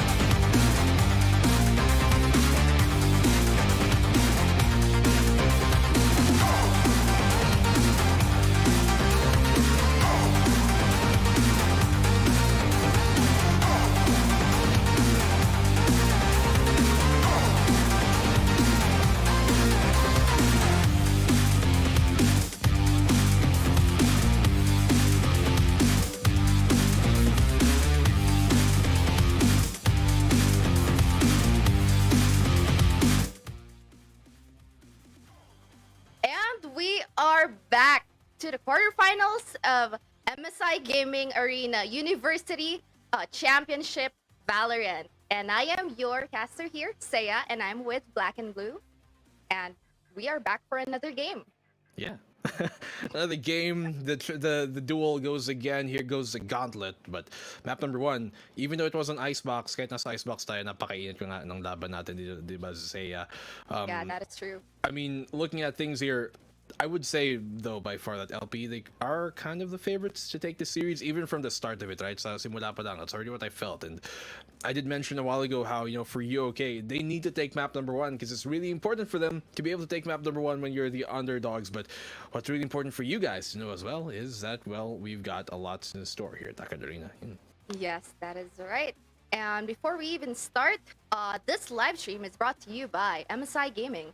Some are PC, we are gaming. MSI is no stranger in engineering high-end motherboards. And with that, do check out the new MPG Z690 Carbon Wi-Fi, which supports the newly released Intel 12th Gen Core processors and super fast DDR5 memory. Loaded with advanced features, overwhelm any challenge, regardless if you're a gamer or a prosumer or PC enthusiast. For more information, check out the MPG Z990 Carbon Wi-Fi on ph.msi.com.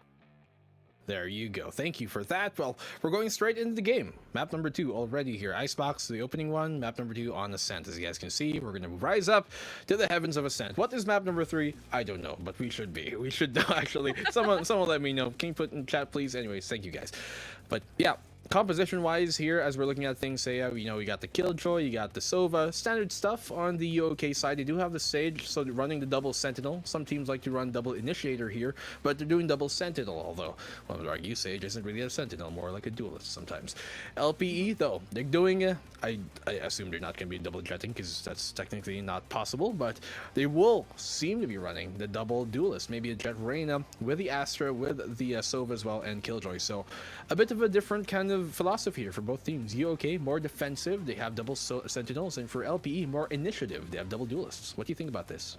I think this is actually kind of perfect for UK. We're actually playing an Ascent. For your info, so we're playing an Ascent right now. They will need those Sentinels to choke off LPE when entering, and also this is gonna be a good strategy for them to take over mid and of course slow down any attacks coming from UK, especially Sage and Killjoy. I think they're very good here in Ascent, and this is going to be a good playground for them. We have the slow orbs, we have the swarm grenades, and the walls to cut off any attempts from LP Sparrows. Yeah, especially when you're on that defensive side, right? Those Sentinels can be very, very important in holding down the site and keeping things locked down and together. But speaking of, let's all join our hands here together as we're finally going into map number 2. Saya, how are you feeling about this one? You think we're going all the way to map number 3, or are LPE bringing it home right here, right now? I want to say LPE bring it home, but actually I want to see what UK has to offer for this map. This is their chance to redeem themselves and give them one more fighting chance to get their win. Well, we're gonna have to find out for ourselves, aren't we? 5 seconds left before we get this game going, and it shall be. Seems like the usual default that you see from a lot of teams here on the attacking side. You've got them pressuring mid from that mid link, connecting into maybe the pizza, into the market, where we do see the Jet of LPE falling on back, not wanting to take that fight further, and this now allows XTY to try and relocate, but he has to be very careful because Prophecy is looking his way.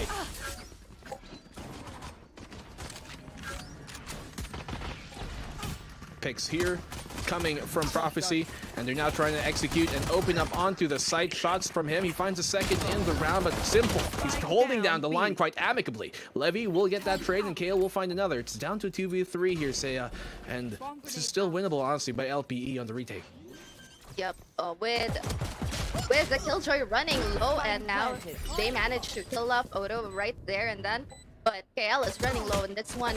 Despite that, they will be able to find Ruby in the boathouse, and then Che manages to kill off KL at the same time, despite that very, very nasty angle coming from KL there.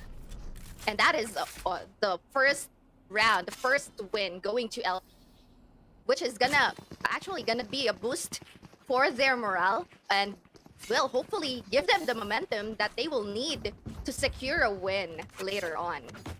It's very nicely done from LPE Sparrows on the retake. Katulad nga ng sinabi natin, diba? It's still winnable. Kahit 2v3, if they play it right, they play their cards right, can be taken. That's exactly what they do. Marshall to be pulled out here by XT, and the rest of them, Spectre is a ghost bound for Che. He's the one saving up. Well, uncommon actually. You normally see it the other way around for XT to kind of save up for the op, but in this case, they're doing the exact opposite thing. Looking to take mid control once again as they did the opening round right prior. Very deep, dangerous angle he took, but with no armor, that scout, that Marshall is going to take a single bullet to the chest, and that's all he needs. Another kill coming to XTY. It's hunting season for him. And here we have TJ just popping up those smokes. And here, TJ with that support, XTY finding another kill with that Marshall. And now Spike is with them. They'll be changing up, swapping out guns.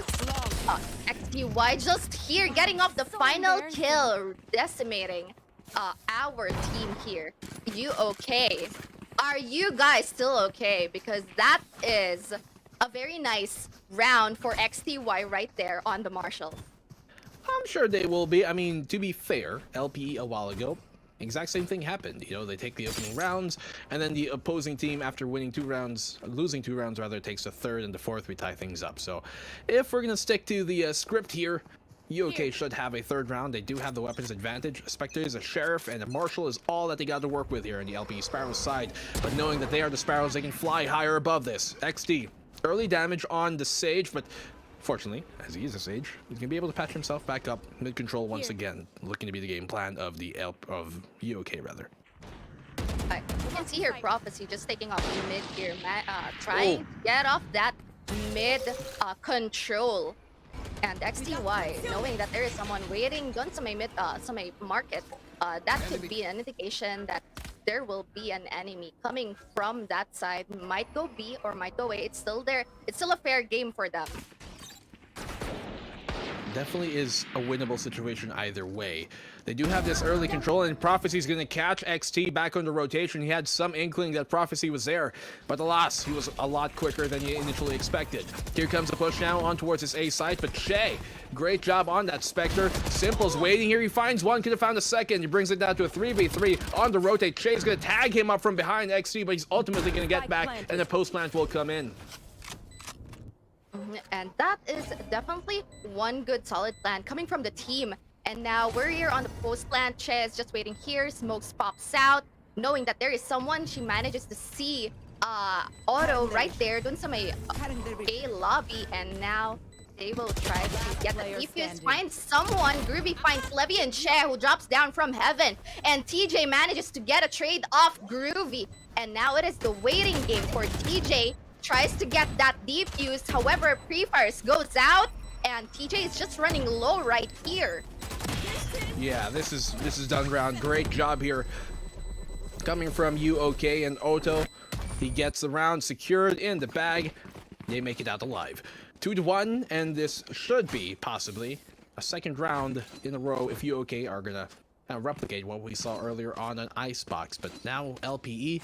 It's a pretty good bonus from them, all things considered. They find 3 kills, giving them more than enough money to fully buy up into this one, at least for the most part. Levy spending a lot on utilities, as a Sova might would.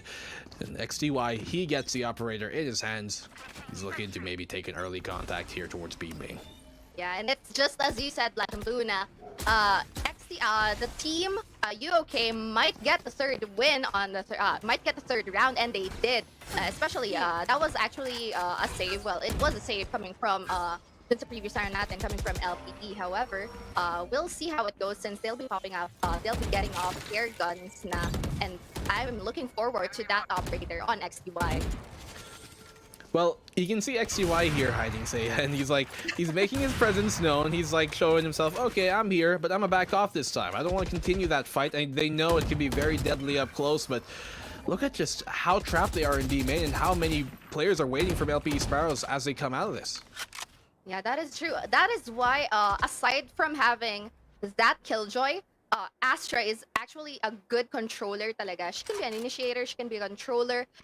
Those gravity wells, those Nova pulses are so damn good just to choke out her enemies and isolate them from entering and out of their team and out of their position. So we can see here Blast just waiting before he got ng wall. Jet gets out that turret. However, Blast is right there. Takes that opportunity to kill her off. And now Gravity Pulse is there. However, TJ gets taken down by Kael at the same time as she goes for the pull.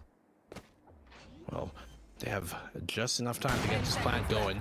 4v3 as Mad. He is certainly angry about that one. XT, great find by him. Operator in hand. Levy now going on the swing to try and entry things up, and he does somehow get that kill. Groovy and Prophecy doing the same. They completely shred down the retake here as UOK sticking to the script as advertised, as expected. We're equalized back up 2-2. That is definitely a nice prediction coming from Black and Blue right there. That they will be managing to take the 4th round out of LPE's hands. And now we are gonna be actually seeing a save an eco round dito sa side ng LPE with a Bucky and a couple of Sheriffs and Classics showing off for the side of LPE. But now UOK has this advantage to bring out their rifles and hopefully widen the gap.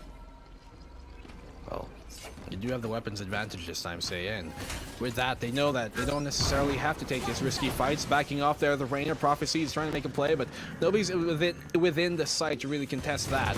They have full control of it, but they're more than comfortable on the retake. But great shot here by Simple. Prophecy finding one, but he dashes back into the Nano Swarm, burning himself down, but Shay's going to be the one to fall down from the Nano with a great piece of utility there. It's a 3v4 on the retake. I think this is still doable. It is definitely actually doable. XTY is very running low, manages to see that turret. However, it was a shock dart that kills him off, and now this is a 2v4 situation right here with the Hunter's Fury available dito sa side ng LPE, and Lockdown is still out. Yeah. This is a done round. There's no way they get out of this safely. So, Kale and Prophecy cleaning up house. They've taken the lead here finally. UOK, the first side switch, rather lead switch we have in this map number 2. An Ascent as a defender-sided map. You're going to want every single round you can. 7-5 at the minimum in your favor going to the second half when you are starting on the defense here. So Sparrows, they need to start picking up some slack, and with that, seems like the plan is to pull out 2 big guns, say, Odin and the Op. Yeah, we can definitely see that. We also have the Lockdown and the Hunter's Fury available for LPE side. So if our team here, if UOK manages to go for the post plant, they still have a fighting chance to deny them and get that defuse if needed. And XTY also has the Blade Storm available at the same time.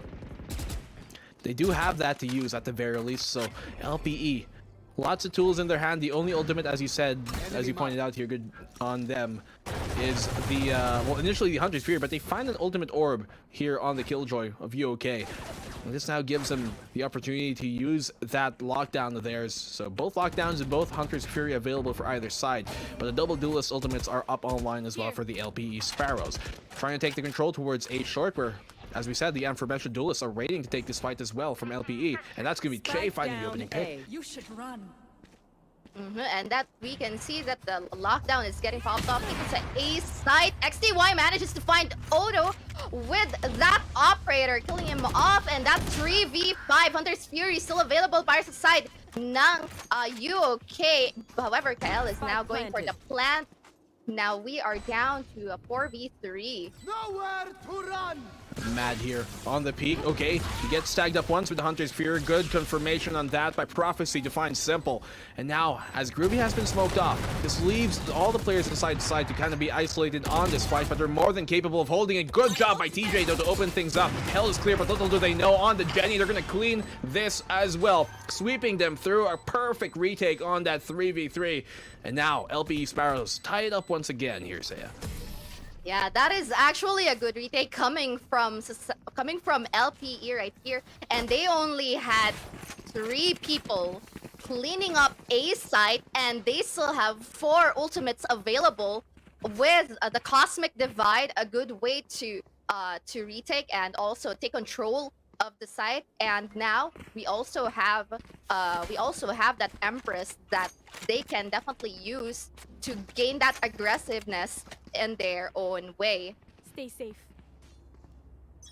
Well, let's look at things here now as the round does kick off once again. Operator is still in the hands of XT, and he wants to take this aggression. I think that Hurt is just barely going to miss him. No, he gets spied out. They know he's here in the corner in the cubby, but no one's actually there for the side of UOK to punish that. Great shot by Che.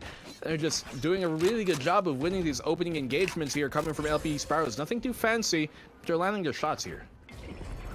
That is definitely true. I mean, Reina isn't really a flashy agent to begin with. However, despite that, she shines the brightest when there are good openings to take advantage from. Definitely so. Like, you can dip in and out of a fight, and speaking of, a bunch of fights are happening off screen, but what you guys have to be familiar with is the man advantage heavily now in the favor of Sparrows is what's really the tail of this round. So 4 versus 2, KO's gonna try and make his way on in, but they're just gonna be completely swarmed on this. Great shot by Groovy, but ultimately I think this round is done and conceded. Here comes the Odin shots. He's lucky not to get wallbanged by that, but this round is done. Say it should be another round by the Sparrows. Never mind, I'm spoken too soon. But they Not Groovy. Yeah, and yeah, Levy managed to find Groovy right there. That was a wonderful trade-off coming from LPE. I mean, they already know that Groovy is just right there waiting for him, especially with the operator kill after getting that kill on on XTY. But we are still running with LPE gaining that momentum that they really needed. And UOK, with only the Cosmic Divide and the Resurrection available for the team, well, might have a difficulty right now since they are running on Sheriffs and a couple of SMGs this round. That's all they've got to work with, but we have seen them be very thrifty, say, a while ago, like during Icebox na kahit nakadiga lang sila, naka-sheriff, they are able to win these type of eco rounds from them. So I wouldn't count them out just yet, although to be fair, ang daming defender ng LPE Sparrows just a B-site. It can be very difficult for them to get in.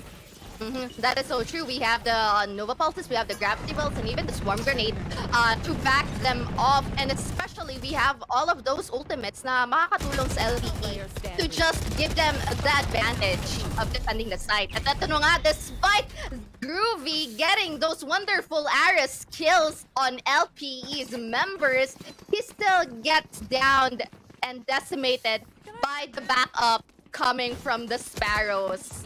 Marami silang backup na naghihintay. Daming res back dito. Ang LPE Sparrow.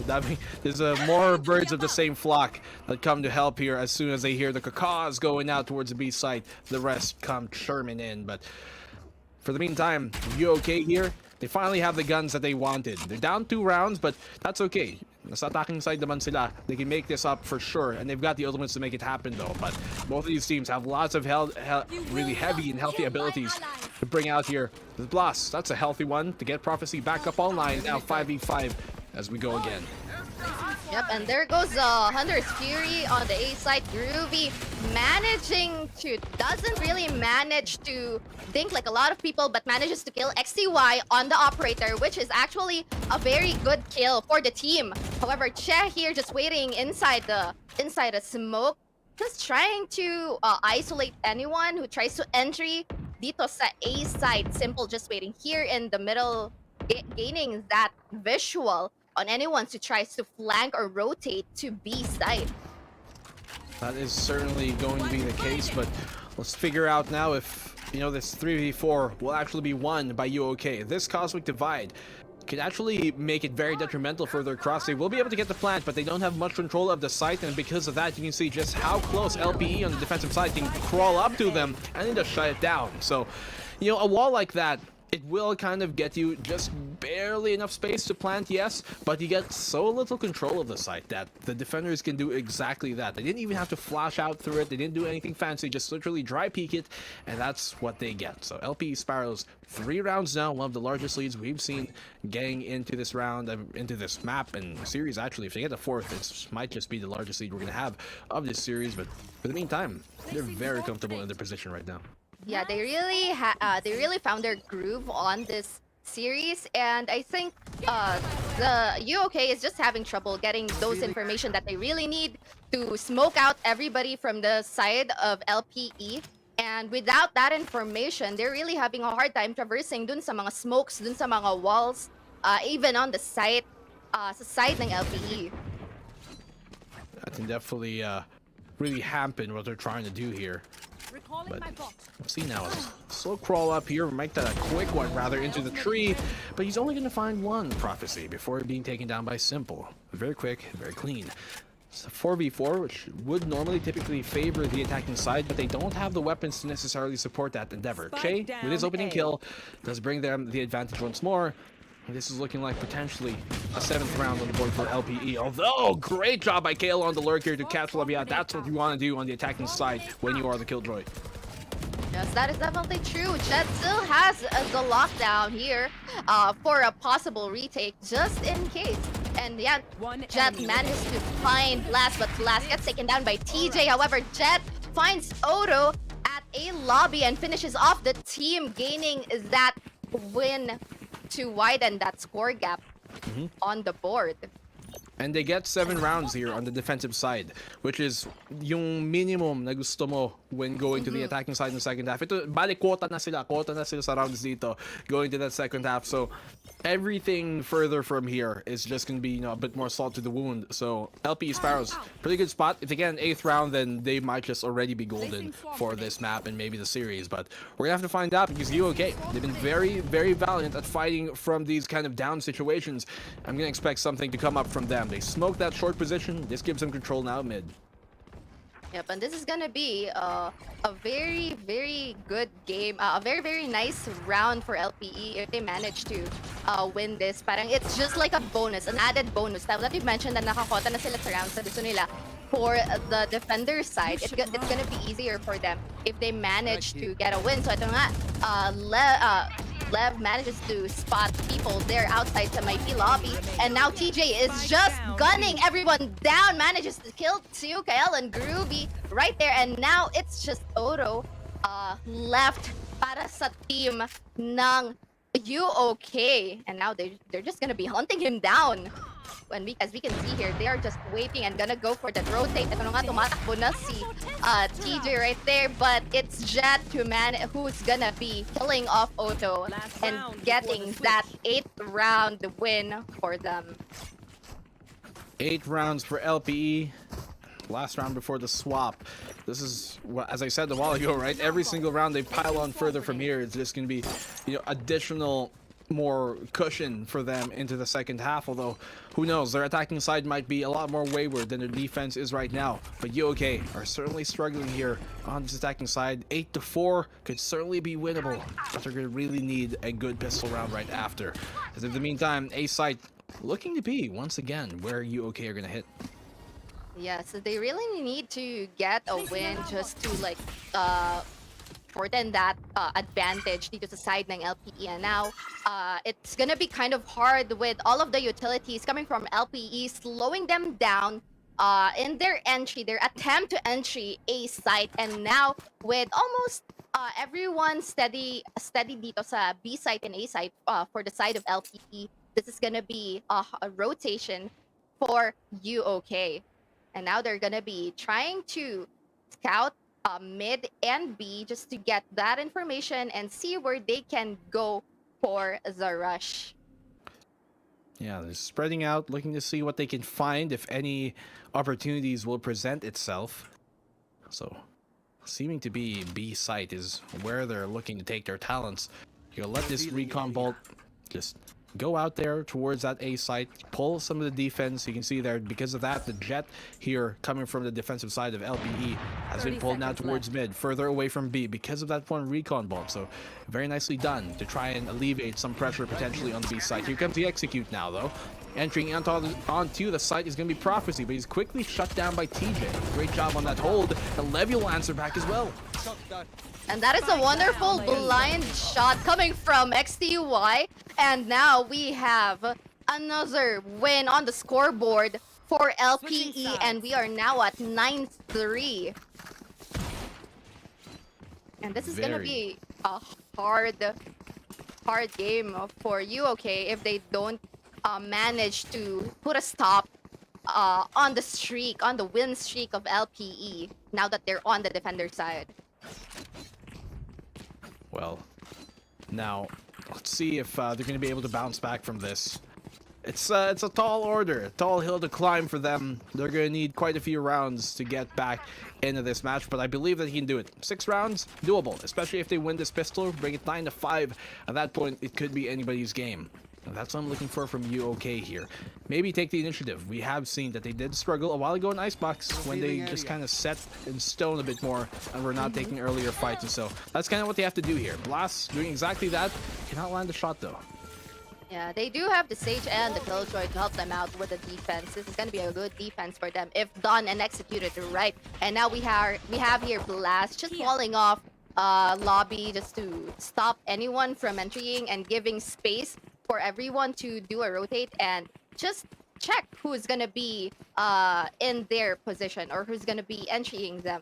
And now we have here TJ and KL going towards A site, but there is the Killjoy and the Astra waiting for them in case that they pursue.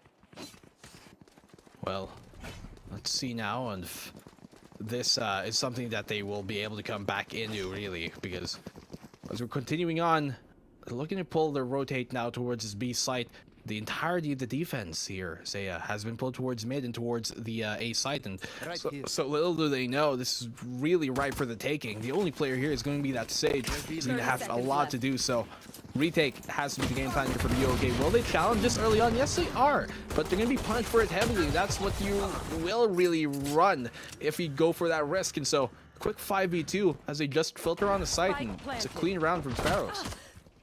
Yeah, and that's just gonna be a good pistol round if they manage to kill off everybody else. And now we only have the Astra falling down on her knees as Che manages to get that final kill. And that is just 3 more rounds for the taking for LPE. Great job here coming from LPE, but I really do think it is a bit of a misplay there for UK to just try and filter one by one through the smokes and stop the plant from, or the execute from happening. At that point, you have to realize you gotta concede the site. You don't have anybody within it, and so just give it up. Tas mag-retake na lang kayo. I think that would have been a better idea for UK. I get they like to take the initiative, but sometimes it can be misguided. Here comes a flash though, and this allows LPE to take control of the A main position. Take flight. Alright, and now Levy will try to get that information. Managed to spot XDY right there. And they try to entry, however, the swarm grenade is waiting, burning them off. And Kael manages to gun down everybody else at the same time. So there's a 3v5 para sa side ng, in favor of UK. However, TJ manages to find another one. And that brings them to 4v3 situation right here. Okay, spraying through, just making a bit of noise, keep them on their toes. You can see just how far the Sova of UK here has gotten. This has gotten them like so much more information. They know they're not going towards B. That is the reason why the entirety of the defense is like focused towards A and mid now, because they know they've got them trapped. Unless they go through the T spawn, which they go through this attacker spawn, they can get around safely and maybe catch off the Sova on mid link, but seems like they want to try and aggress here towards mid once again. The time is ticking. They got 30 seconds left on the clock. They gotta commit to something at this point, say, otherwise it's gonna be dry out of time. Yeah, that is right. They know someone is already waiting dito sa my A3. However, they didn't really notice that Ruby is just waiting there on the mid link. Levy manages to kill off Kael, finds Prophecy at the same time, and Blast just knows na may tao na dito. However, Levy gets another kill. That's 3 for Levy. Goes for the post plant. Groovy is here. Oh, he knows. Levy knows, and now Aldron is gonna get popped out here. Manages to spot him. Dito sa likod ng Jenny. Groovy just gonna go for it. And now it's gonna be the waiting game between. This is the mind games, yo. Oh, he has a great position to catch him off guard, but he loses the fight. Great job by Groovy to land that and secure the round just barely in the nick of time. 10-4, and UK are holding on once more. Really grasping for straws here on the side of UK. That was actually That was actually a wonderful kill coming off Need a from drop. Levy, managing to Thanks. gun down Need a three drop. three Thanks. members sa side ng UK. However, Groovy, that was like mind games. When it's like on the 1v1 situation and post plant, it's gonna be like playing mind games with your enemy, and you're just gonna miss the headshot by a hair, and that's just what happened. Well, barely missing that shot, but you can't count on that to happen once again. I'm pretty sure he's going to make up for it sometime soon. Opening pick here from Che was really good. Oh, the Marshall sniping him down. It's like a rabbit in the open. Yep, and now we are down to 4 people dito sa side ng UK. It's gonna be quite a disadvantage if ever that time bleeds out again, just like the previous round. So they really have to make sure that their defense would be solid once the people from LPE goes into an attack on the site. And now XCY is just waiting for dito sa may mid together with Kael. He will probably find Groovy. However, Groovy was faster with that Spectre. Groovy knows that there is someone else, manages to kill down Kael. Another 3K for him. Kills off TJ as well. And now we're gonna go for that recon bolt. Manages to find Che, and that is a 4K right there. And now Levy here on mid manages to spot, and oh, that was a missed ace for Levy. However, they managed to trade it with Otto going for that double peak. Oh, well. Very nicely done from UOK, and this is where LP Sparrows are going to want to make their comeback happen. They have the the bounce back from those last 2 rounds. It's really UOK. While they are on the comeback, still 5 rounds to go. If they can win another, they can easily cut it down to 3, especially with the bad economic situation that would be at LPE. Yeah, LPE do have the gun advantage on this round with those rifles on their side, but we'll see because the team UOK still has those utilities to help them slow down the enemy from going dito sa side, which is currently I think they're committing na dito sa B. Groovy once more getting that 2K. The Hunter's Fury connecting to 2 people from LPE's side, and that's gonna be detrimental for the team right here. That was huge. He even tagged, I think, 2 players on his final shot of that. So that is a very, very nice Hunter's Fury coming here from him. This now gives them the man advantage, especially with, having the lesser weapons in this round, trying to take more of a bonus. This is really going to help their case out, and now it's going to have to come down to these plays coming from the side of LPE. Will they be able to open things up? He's all alone on this push. Doesn't get punished, not immediately, but Bloss will get the trade, but not before Levy found a pick. And now XTY will try to go for the mid control here, managing to spot 30 someone seconds from the left. side of UOK. However, time is running out with 30 seconds left on the clock. They really have to go for a commit on any side or just push wherever needed. However, there will be people waiting on both sides, on both ends. Stevenson may spawn, and now the Prophecy with that judge manages to kill TJ and XTY, who runs through the smoke. Pushing in through 10-6. That's what they're allowed here now. Could easily be 10-7. This comeback could certainly be real, as LPE still have not gotten over this hump. Only a single round they've won in the second half on their attacking side, and that was a pistol. After that, could not convert anything else more. So UOK really doing a good job here of keeping this game close and being able to catch up onto it. Seem to be on pace and on the right path to doing exactly that. And with this firepower advantage, we're going to want to take these long fights and go towards mid. And now we have Blast here, just waiting, smoking people out dito sa may side na A. However, they know that there is someone that LP is trying to take that mid control. Prophecy manages to spot Jet, kills her off, and now they know that there will be a possible commit on the side of A's side. But people here from LP are slowly backing off towards mid, gravitating towards B, with that Marshall trying to scope out anyone who tries to go here at mid for a peek. Oh, they bring it to a 5v3. Once again, UOK have been finding these opening picks time and time again after the other here on the defensive side, which now, I think it has been a really good kind of game plan for them to want to find these early fights. Even though they don't have the weapons advantage, they still want to take those early fights and be able to shred down the opposing side. But Alarm Bot is gonna set off the bells, let Groovy know to let it rip. Yep, and Groovy manages to tag a few, 30 bringing seconds down left. the Reyna to low health. And they know that they will be going for that mid control. However, Che is just waiting there.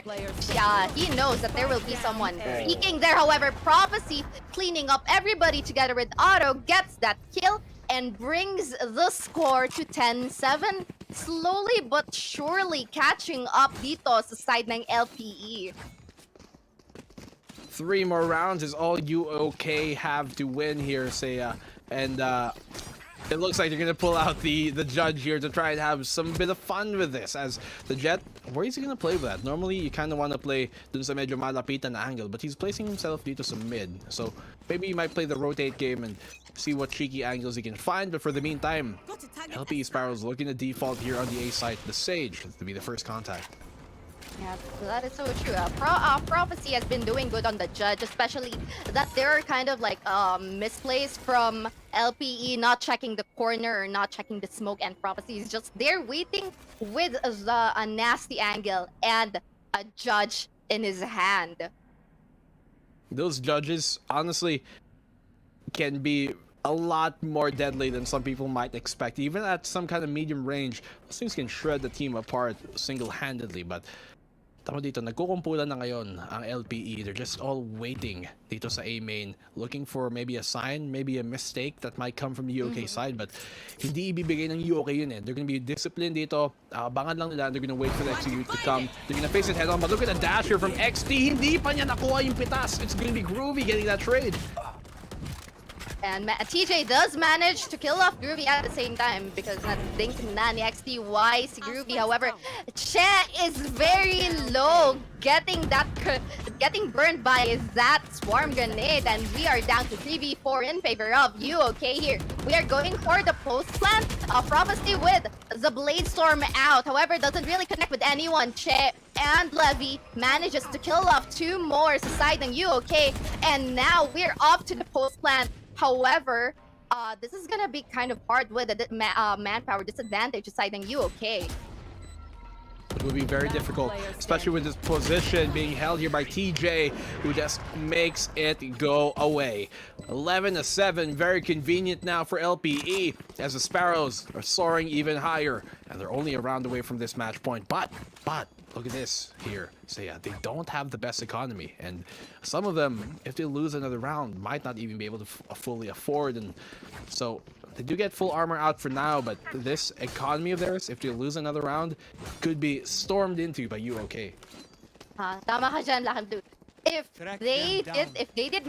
UOK manages to get this round for them, not only they're buying themselves time to get another win, to live another day, they will be damaging the economy of LPE at the same time. Eto na nga, we will be going for that B commitment side ng LPE. But we've seen this exact execute of theirs not work out. This time though, they do have 2 players dito sa mid, and that should help, alleviate some pressure on that B site execute.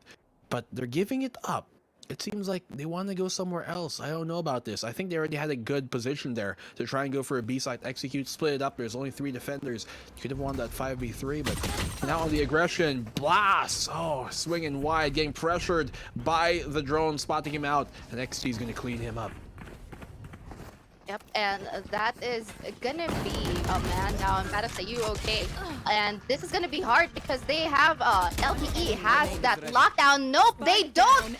Groovy getting another 3K so quickly sa pagpasok ng LPE, and now she's just waiting dito para kay Che. However, Che gets the kill, but we still have 2 people on the side of UOK. And while this is gonna be a plant, a very good plant for Che, he doesn't really go for the plant immediately, knowing that there will be people trying to take him down. However, it's fine. He finds Kael, but with that double peak, Prophecy kills him off. with that deagle, and she Prophet gets that operator at the same time. They barely scrape by there, Seiya. Muntikan pa. Muntikan pa baklas si Cheon.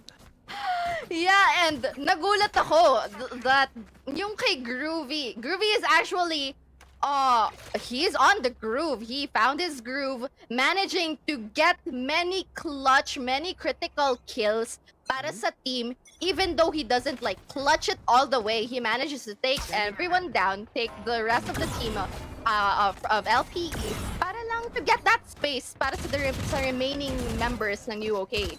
Very high impact frags done, and because of his recon bolt, it let him, just spam through the smoke, go for the wall bangs, and Groovy! Ito na naman! He gets a double kill once again, in the same exact position, in the same manner, with the Hunter's Fury towards B main. UOK are asking and begging LPE to answer. Are they really fine?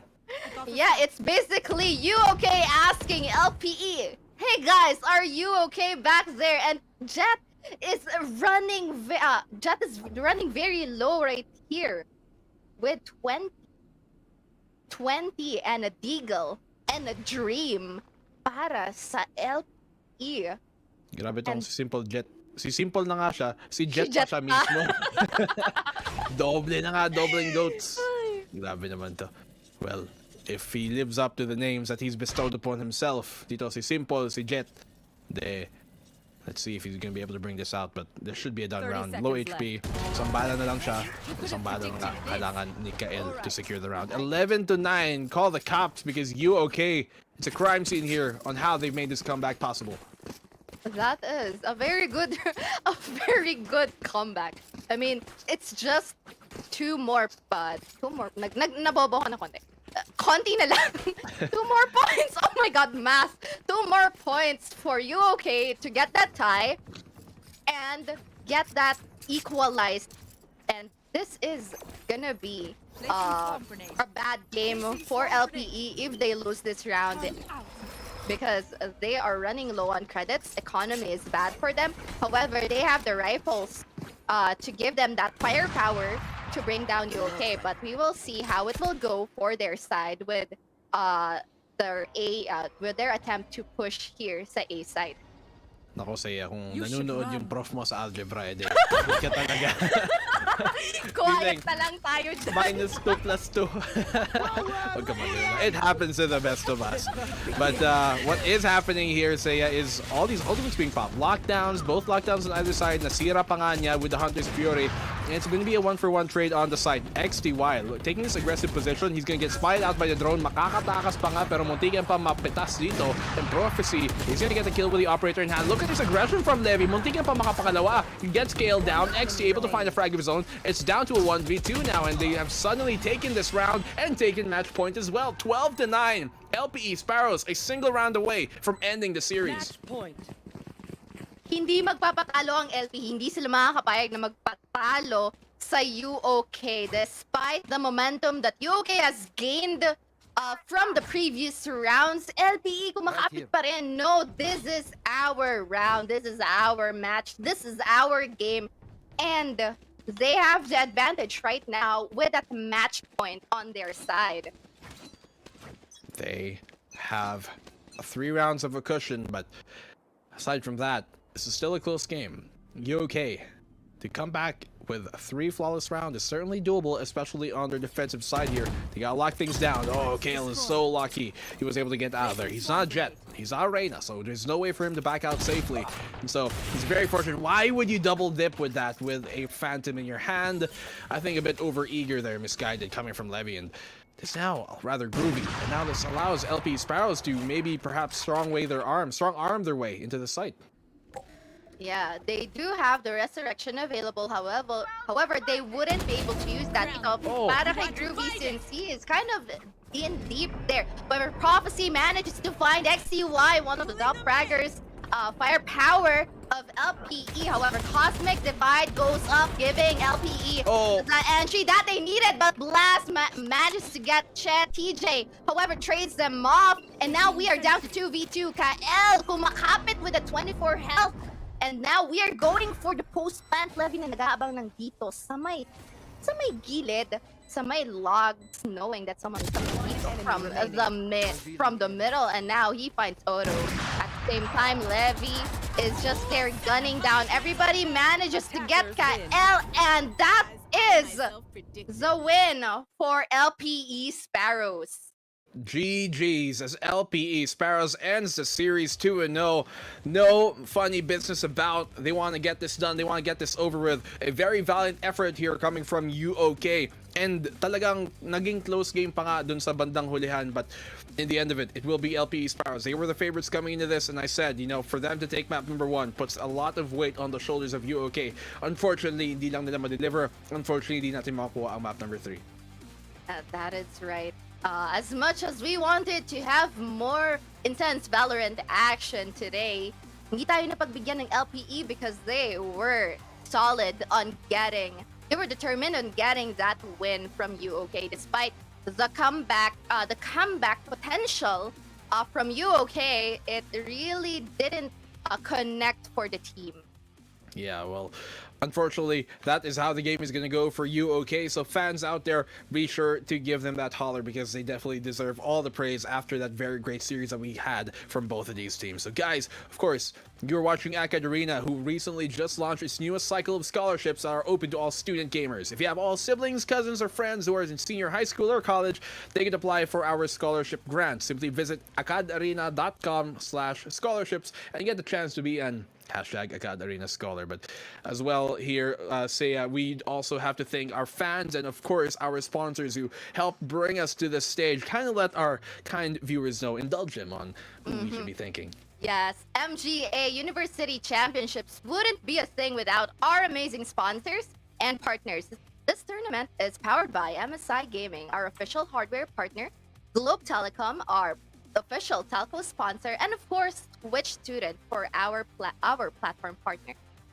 Yes, of course. Well, you guys have been watching, you know, the very first day here of the playoffs of the MGA. Thank you guys so much for watching. If you love memes, gameplay, and other student life videos, check out Acad Arena on TikTok. I'm not personally a TikTok user myself, but you young folk out there, maybe I know you guys are into that. Follow Acad Arena. If you are part of our first 1,000 followers, by the way, on TikTok, you'll get a chance to win some of our weekly giveaways. So make sure you are there. The early bird gets the worm. Post or tweet with a hashtag as well, hashtag AA TikTok giveaway, to make your entry count when you do follow us. So thank you guys so much. Saya, it was a great cast with you. I want to ask you, you know, any parting words here before we do close off the show? Before anything else, be sure to stay tuned for day 2 of the quarterfinals of MGA University Championship that will be happening tomorrow, and will determine who are the top 8 teams that will make it to the semifinals. And hopefully we found out who is going to be the first grand champion of the MGA. Find out. We're definitely going to find out tomorrow, Saya, but that is going to be another place, another time for different people and different folk. But for the meantime, guys, thank you so much for tuning on in here. We had our very first day of the quarterfinals here, the playoffs for the MGA, and by all means, we had some great matches. It did go 2-0 for both of these matches, but I will say both of them were very, very close, at least more than the scoreline might have suggested. The individual rounds were really close of how they really turned out. But as of the meantime, we're going to have to sign off here at the MGA at Acad Arena. For now, I am Black and Blue. With me is Say. It's a pleasure to cast with you first and foremost, and it's a pleasure to be back here on Acad Arena. Hope to see you guys soon. Make sure you like and follow the page to stay tuned, and come back here tomorrow for more of the MGA playoffs. We're gonna see you guys tomorrow. Good night.